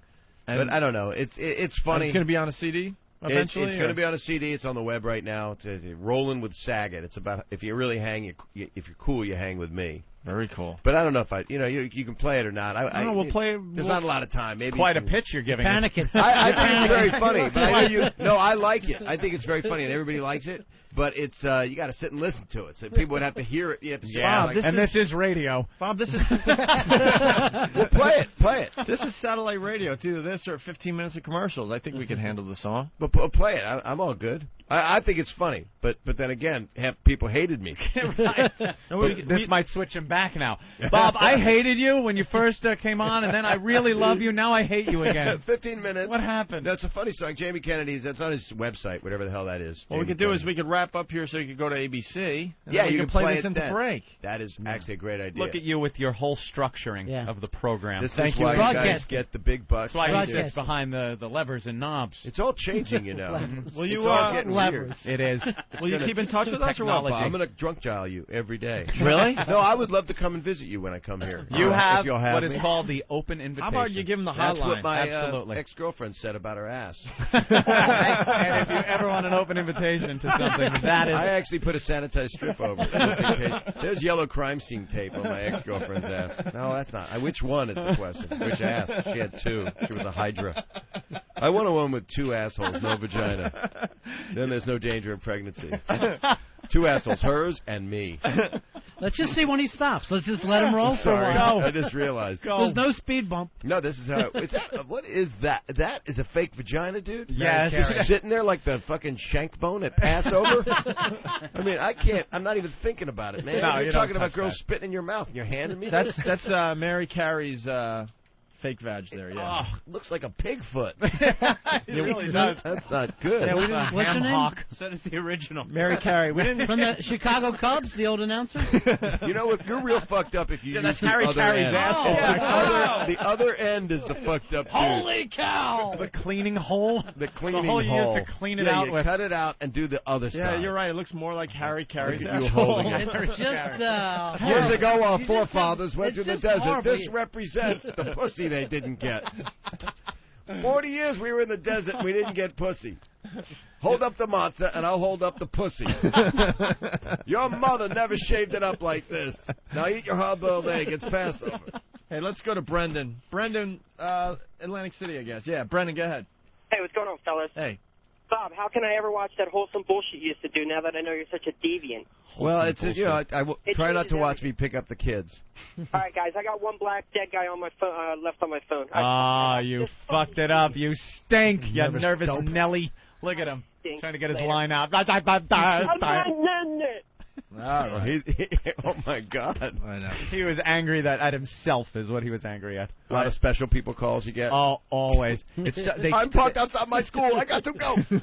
They call him and try to get a line out. Right. And it just falls apart because they're nervous. Well, they get excited. And they I got the big jokes they've saved up that are either dirty or racial. Yeah, absolutely. And the combo of. Usually. I used to hate you. I can't watch Full House again. Bye. I hated you, like you. Bye. Well, why don't we wrap this thing up? Right. Bob Saget is our new friend. He's going to call from time to time, hopefully. You guys are great, and I'm glad everything's good between us. We're going to play that John Kennedy song? That day? Huh? You weren't we playing the John Kennedy song? No. Jamie Kennedy. No. I even told him that at Caroline's. I'm like, I was in studio, and it's like, I know when someone's getting shit on, because there's definitely a look around the studio. And but that day there was honestly watch me none leave, and you guys will be like, we did did it again. Listen on your MyFi. He believes we like him. Listen to the replay on your MyFi. Right. To see how we really think. Right. That's the danger. That's when we I'll call up in a couple weeks. I want to come back and be like, yeah, right. Here's what we call an open invitation. Go fuck yourself. Didn't you hear the replay? That's when we get real brave, is after you guys leave.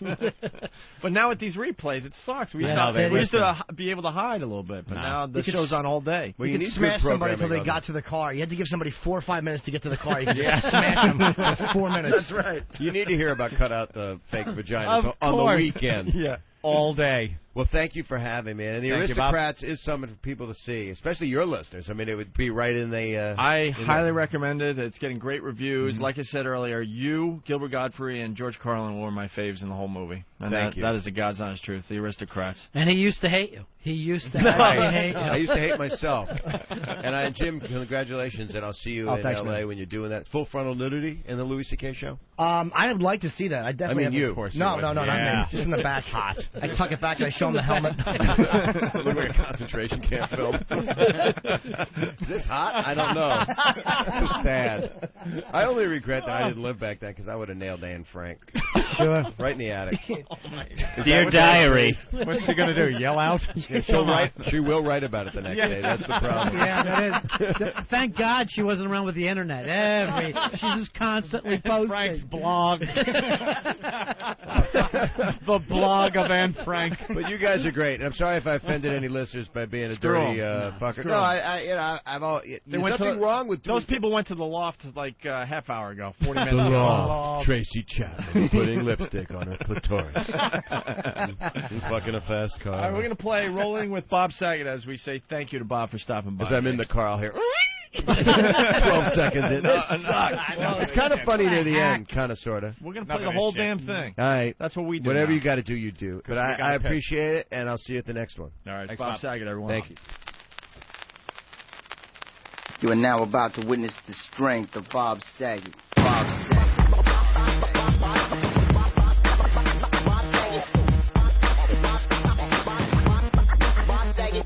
Have you ever had one of those nights that started off so damn good? No fights, no fuss. It's understood that when you go to the bar, man, we ain't leaving till there's girls in the car. Well, this night started off just like that, except Jamie's in the driver's seat, Saget's in the back. We rolling on 20s to the club, pull up front. Saget's in the back seat, rolling a blunt. Valet opens up the door to park the car. The bouncer at the front don't wanna let us in the bar. Bob says, "Here, let me show him some affection." Then he walked up, wound up, and cold clock decked him. Started screaming for the dog to respect him. Next thing you know, we're in the VIP section. When crew runs deep like this, you wanna brag. Who you rolling with? Man, I'm rolling with Saget. You rolling with Bob Saget.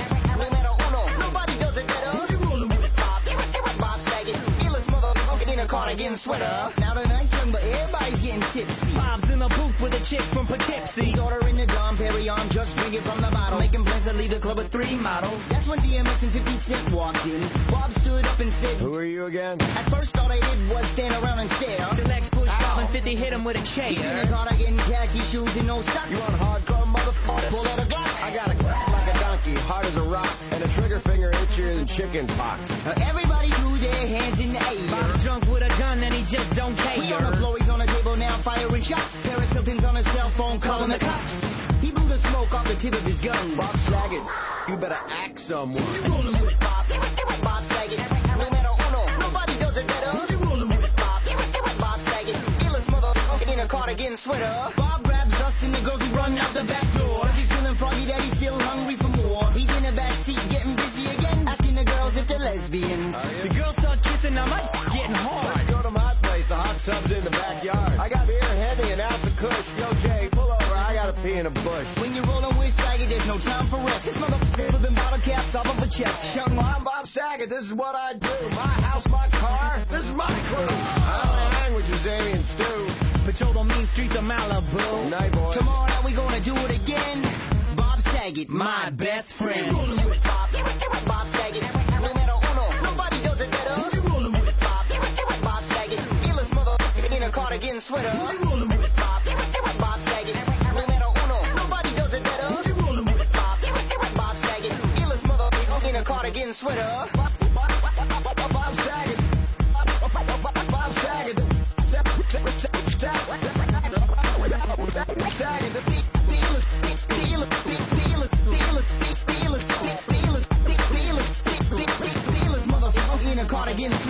Night, Michelle.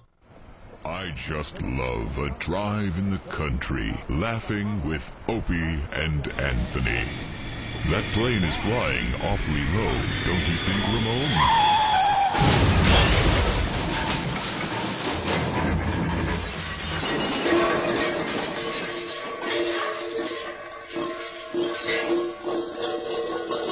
Ramon, call 911.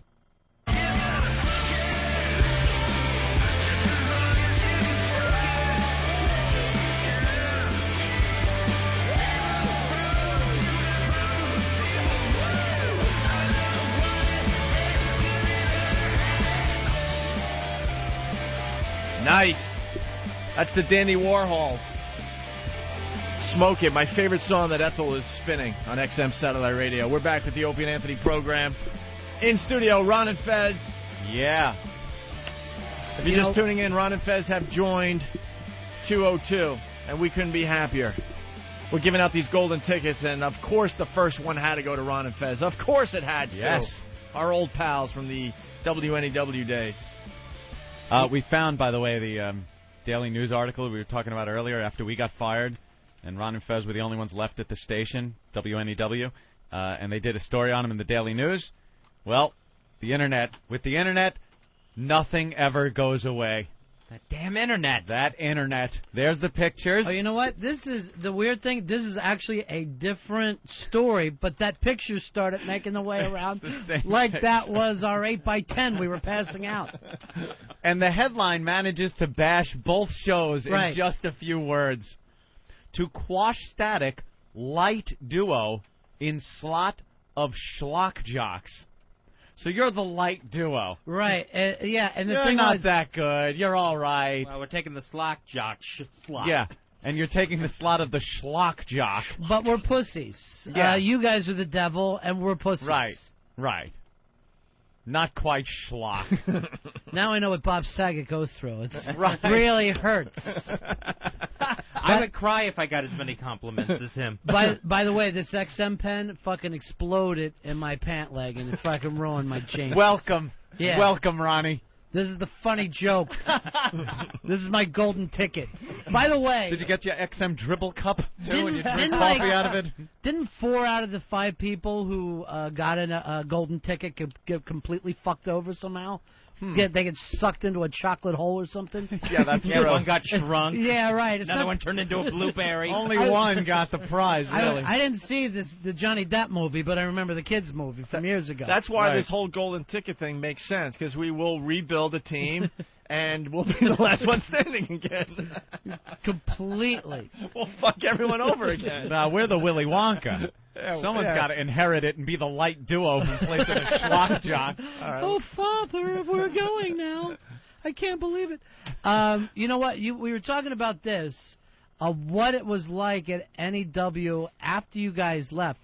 I don't know whether you ever heard the song that Brother Joe did about Black Earl. Oh, it was a classic. It was. We brought this in for you, Ope, to give it a listen.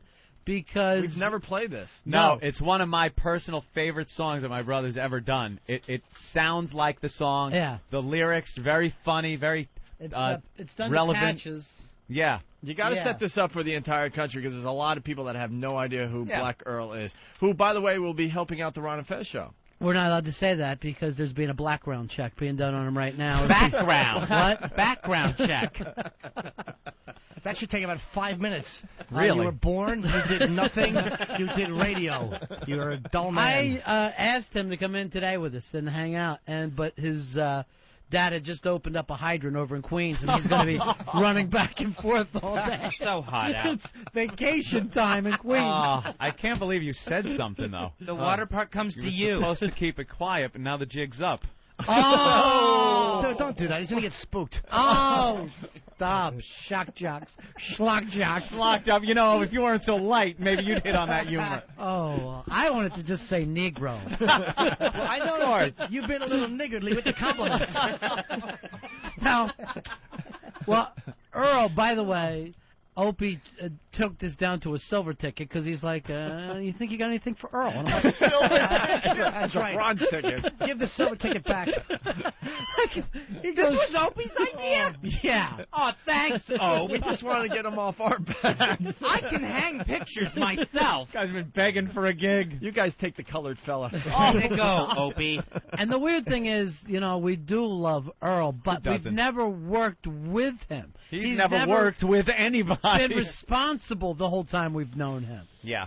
And yet, he is still back there at NEW. He's the one, everyone else that worked, gave their lungs for the place. This guy came in every day and worked and got thrown out the door. A parade of people. You could have a parade of people march down the street for all the people that were fired from that place. It's like the Bugs Bunny cartoon. Yeah. Oh, I thought you meant the the conga line around the bases. That's all the people that got line. fired. Yeah, WNEW. Yeah. Oh, that was the guys walking. 1, 2, 3, you're out. 1, 2, 3, you're out. Oh, yeah. Earl would call me. We got fired, and Earl would call me every single day. It's been 3 years, almost every day, going, I'm getting fired. It's just a matter of time. The act is coming down tomorrow, and here it comes. And I'm like, Earl, you're a black guy in radio. You'll never get fired. Right. Ever. They don't fire people of color. This song's about Earl? It's about Earl and what he's done over the years and the lives that he's touched, and it's done to Patches, which is probably the greatest soul song of all time. And Brother Joe actually made it better with this. Yeah. And to understand a little more about Earl, we once had Earl hang a picture. His job was to hang a picture one day, and it took him the entire day. I'm not talking a mural. This is an 8x10 photo in a frame already. Just hang it. And it took him. He had to requisition hammers and get tape measures and try to level things.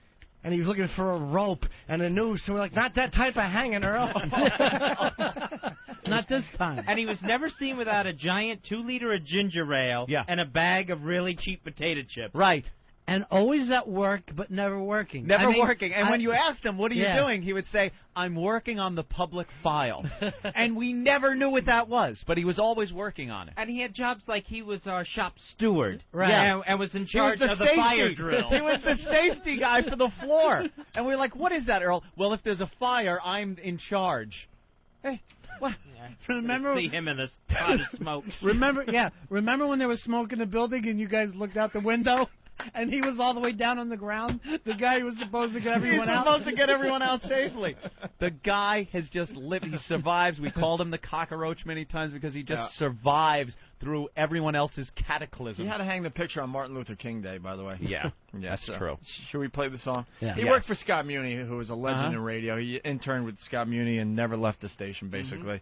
So without further ado, here's Brother Joe and his little song about Black Earl. I was born and raised in New York City, in a housing project way up in the hood. I dressed in dark clothing, so folks started calling me Black Earl. Oh, and they used to laugh about it, cause deep down they knew they called me that, cause I was as black as soot. I've always been a lazy man, a couch potato with a clicker in my hand. See, motivation I never had, hid in the shadows when the boss got mad. For 20 years I never got a raise. I'm 33 and I've never been late. I look busy but I'm not, I'm just walking around. I pick up some papers and I put them back down. One day I'm gonna stop paying my rent, live in a refrigerator box, never get out of bed. I'm Black Earl, but Jan, you a lazy bum. I'll always make it through hard times at any W.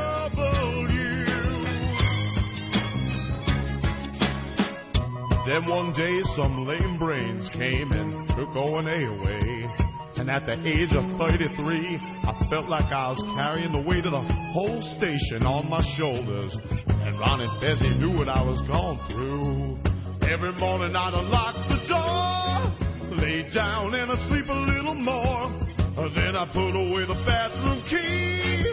Everybody was depending on me. I eat a chicken wing with lemonade. Lord, give me strength to make another day. Times I felt I couldn't go on. Push a button, throw a switch, answer the phone. Got lost in the van, I did my PSAs. 10 minutes work, gonna take me all day. I'm Black Girl, a genuine lazy bum. I'll always make it through hard times at any W. I could hear Scotzo say, Black Girl, you're a genuine lazy bum. You'll always make it through hard times at any W. Ken and Jeremy say, Black Girl, you're a genuine lazy bum. Wow, that one is probably the best song parody ever. Maybe ever. Sometimes I'll listen to that just in my car. I know, I've done that. I've popped that in and listened to it just for the music value. I don't recognize the original, though. I really? love that. Yeah, the Patches, original. we got a little Patches. I don't know if I've ever there. heard the original. Oh, this is probably one of the most horrific sad songs ever. sack song of all time. Who sings it? Just gets worse and worse for this colored boy. Clarence Carter? Yeah, Clarence Carter, the same guy who did Strokin'. It's just a phenomenal performance. I was born and raised down in Alabama. Of course on you a are. farm way back up in the woods. He nailed it. I was so ragged that folks used to call me Patches. Papa used to tease me about it, because deep down inside he was hurt because he'd done all he could. Papa was a great old man. I can see him with a shovel in his hand. See, education he never had. Of course not. He did wonders when the times got bad. The little money from the crops he raised barely pays the bills we made. Oh, life that kicked him down to the ground when he tried to get up. Life was taking back. Oh, that's right. Ozzy didn't do it. Put his hands on my shoulder, then in tears he said, Black Girl. He nailed it. Yeah. Someone said that the parody mentions everything Earl ever did in one song. It is true. Unlock the door, sleep a little more, bathroom key, it was his responsibility. Get lost in the van. Oh, Papa passed away. Yeah, everything happens to this poor sad sack. And everything, he's got to do everything. Yeah, he's The 10. mother. He's tilling the fields. Oh. He's You know he's packing a huge cock. Yeah. And then one day the angels came and took Mama away. Right. Mama He away. can't catch a fucking break. He's nothing. Basically Christopher Reeve's wife doing this story. Dana Reeves. Big black cock with a nice little sweat sheen on it. Why bring that up? A big piece of just glorious gift from God shining there. Those old britches. There's no reason. And his patched up underalls or coveralls, underalls. Yeah, underalls. Well, then you don't see a panty line. Boy, if that's not a fucking little fantasy popping out. Well, you know. Alabama's Buck wearing a pair of underpants. I want James Evans in panties. Same. I got an update on the paparazzi thing, Anthony. Oh? To change subjects drastically. Yes. Andrew in Brooklyn, go ahead.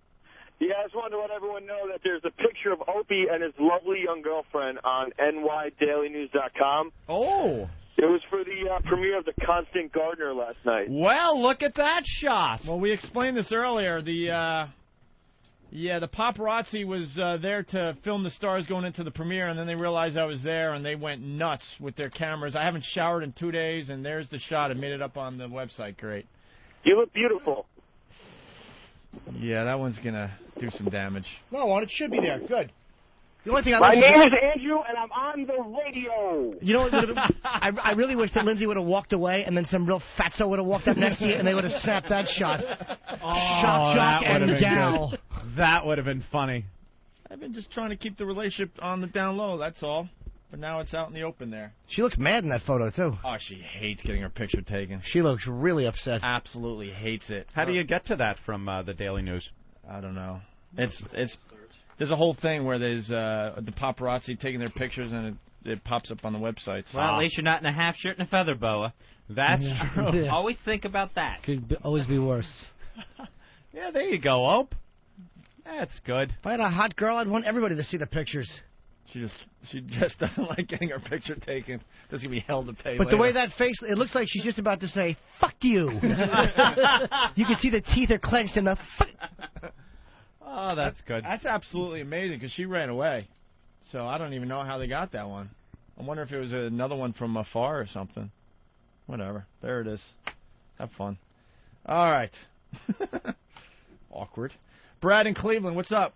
Hey, buddies. Hey, Ron Fez. Congratulations. Been listening to you guys for about 5 years underground from Cleveland.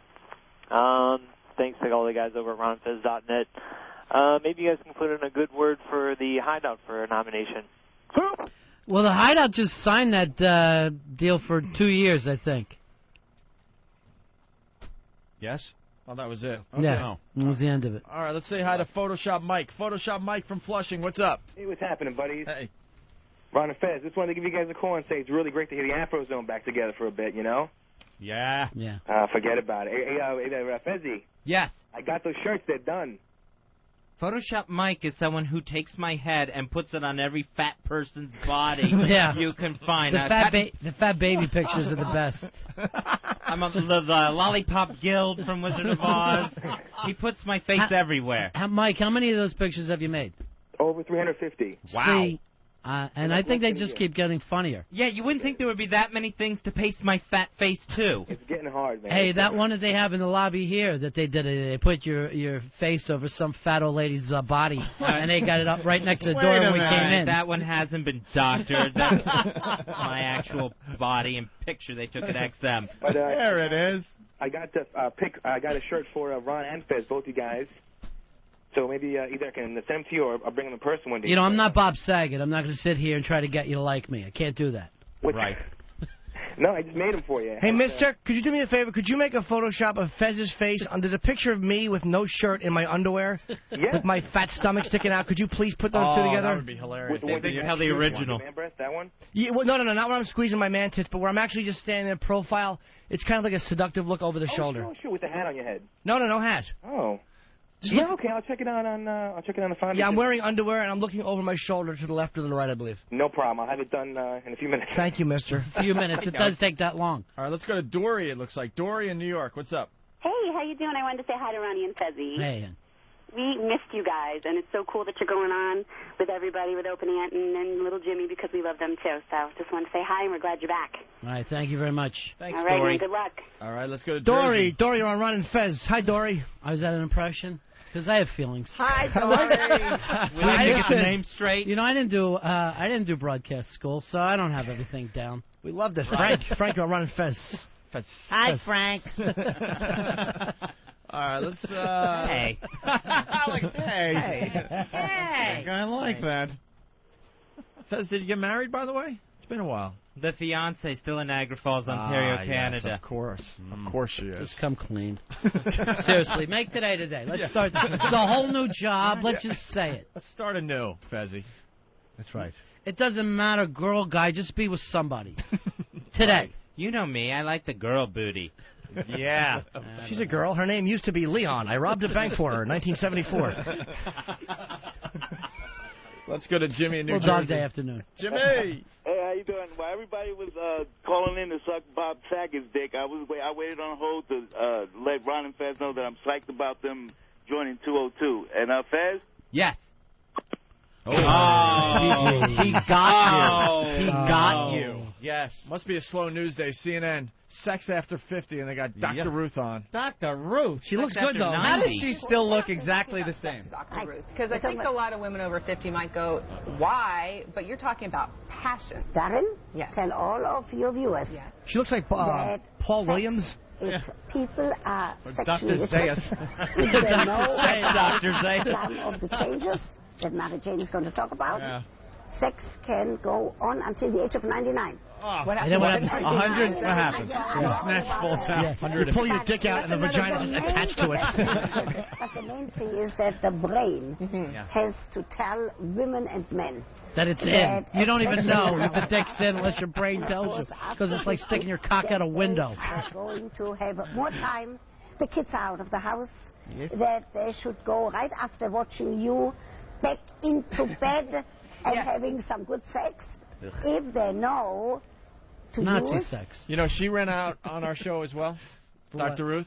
She was at NEW for another interview. I guess the normal interviews they used to do upstairs. Oh, yeah, right. Some of these 10-10 wins. Some of these big celebs would kind of wander downstairs to where we were broadcasting, and the doors open, and we get her in. Our clever ruse that we're actually a regular radio show. And Tony Danza ran out, Dr. Ruth ran out, a few others, but Dr. Ruth came in, and I said that she had a new book out called Anal for Dummies, and she did not like that at all and ran out. Didn't Tony Danza run out because you had two fat chicks doing something with dildos? There was some atrocious thing that I wanted to walk out on. I think something was going on, and he came in and wanted to promote some. I'll be singing opera. I think down at some dive. He does everything that's not popular. Yeah, tap dances. That's right. You could catch me juggling. I'm going to be juggling in Times Square. It's fantastic. Started a jug band. Anything that people don't like, he starts. What is wrong with it? Because it's not like it's not easy to learn tap dancing, but no one wants to watch you do it. Who cares? Tap dancing hasn't been popular since slavery. Tap dancing is great if you just don't want to be whipped. That's why you should learn to tap dance. How about a little soft shoe? Yes, sir. Anthony, it's Gamefly.com. We got to get this in before we get out of here for today. Yes. We can't go late with this satellite radio. Why, Opie? Why now? You guys will learn that. They got no rules. They cut us off. It's a whole computer thing. Because it's all computerized. And when the show ends, it's got to restart. So if we went 5 minutes later, when would the show restart? 5 minutes after that? Then what happens at the end? Now you 10 minutes. And before you know it, you got to take a DeLorean back to do the show over again. If that happens 12 times, you lose an hour. Right. Little math. You could lose 2 hours if it's 10%. Exactly. And we're back to the beginning See point. how we bring and it good all night, back. everybody. Full Thank circle. you. 10% of my half plus 10% of his half. Math whiz. A retard. So happy you made that mistake. I am a dope. I can't wait to listen to the replay just to listen to your confidence shattered I mathematically. know I'm an idiot. It never happens. My But math boy, was that a skills. blunder. Hey, You were off by half, and I'm thrilled. I was with Anthony, though. It made sense to me. I still think he's making too much. Exactly. That's all. All right. 10 and 10. Gamefly.com. Right. It's the world's leading online video game rental service. It's so easy. You send a game back, and the next game on your queue list is automatically sent. This is really easy. Basically, you rent games online. You don't want to go out and buy one of these video games, very expensive these days, and have it suck. So you could check them out with Gamefly. They let you have up to 2 games at a time. You keep them out as long as you want. None of those late fees. And if you like the game, you just click Keep It in your game queue, and they get the mint condition box and the manual delivered to you, just like you bought it in the store. All at a great member discount. Go to Gamefly.com/XM. They want to know if it's worth their while for us to advertise. So put this /XM. Only costs $21.95 a month, but you can start with a free 2-week XM trial. No commitments. Cancel anytime you want. Start playing all the latest releases, all those games you've wanted to play for oh so long at Gamefly.com. They got over 2,500 titles to choose from. All the platforms. What do you play on? Xbox, PS2, GameCube, Game Boy Advance, or the PSP? 2 games at a time. No shipping either way either. That's right. All the games you want at Gamefly.com. GAMEFLY.com/XM. Plug in XM in the promo code box to get your special offer. It's Gamefly.com. Bravo. Before we go, of course, we have to mention how great Saget was today. Dude, my goal is to see him in L.A. and pull a train with him. I got to pull a train with fucking Saget. Probably will be able to. Yeah. Nice fat chick. She loves him, but He was she'll very fuck funny, me just to man. make him. He was hilarious. Yeah. Did you guys see him on Entourage? No, I never He seen the show. basically played the same character that he was in here, but the character was Bob Saget. He was just at a whorehouse. And it was really, really funny. I love Entourage. He was in so do I. I haven't gotten to that point yet because I just started watching it, but I got it on demand on HBO. It's nice. I love On Demand. That doesn't cost you anything to watch them, does it? No. I love On Demand. It's great. You have your own marathon. You just pop them on one after the other. Wait till the end of the season. That's see it. who won Survivor. There we go. No commercials, no nothing. Everyone goes broke. Why don't we give Ron and Fez the last minute here? Ron and Fez, welcome. Thank welcome to XM Satellite Radio. We couldn't be happier. Good to have you. Going to Good to be back. debut September 12th. Is that it? On 202. We're debuting for the 90th times in our career. How much does it sold new again? to debut? Oh, that sounds good. We never got in around a monster rain today. Oh. Well, clouds are darkening. I have a hat with a port painted on it. Damn. Yeah, it's the debuting thing sounds all good, but all it means is building a new Right, audience. start fresh. Starting over. Oh, Impress us. That's Right. all it is. make us laugh, boy. Yeah, well, you guys will do just dandy. We always do.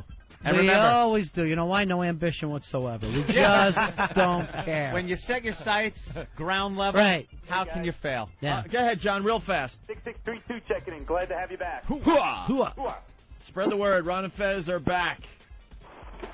Steve, Virginia, go. Hey, I just wanted to welcome Ron and Fez. I'm from D.C. area. Big fans on JFK. Thanks. All right. That was good. Let's go to Blitz. Blitz, what did you learn on the Opie and Anthony show today? I learned wiping Christopher Reeve's ass causes cancer. Sad. Yeah, they're looking into I just that. fired that one out. Proving there is no God. Revolting connection. The cancer link. It even offended Saget. He was like, I can't go there. I You know. talked to that. Maybe that's what caused it. Hush. Doug out, Doug, real fast. 4 seconds, go. I learned that we already brought down Russ Martin's message board. Nice. Nice. Program complete.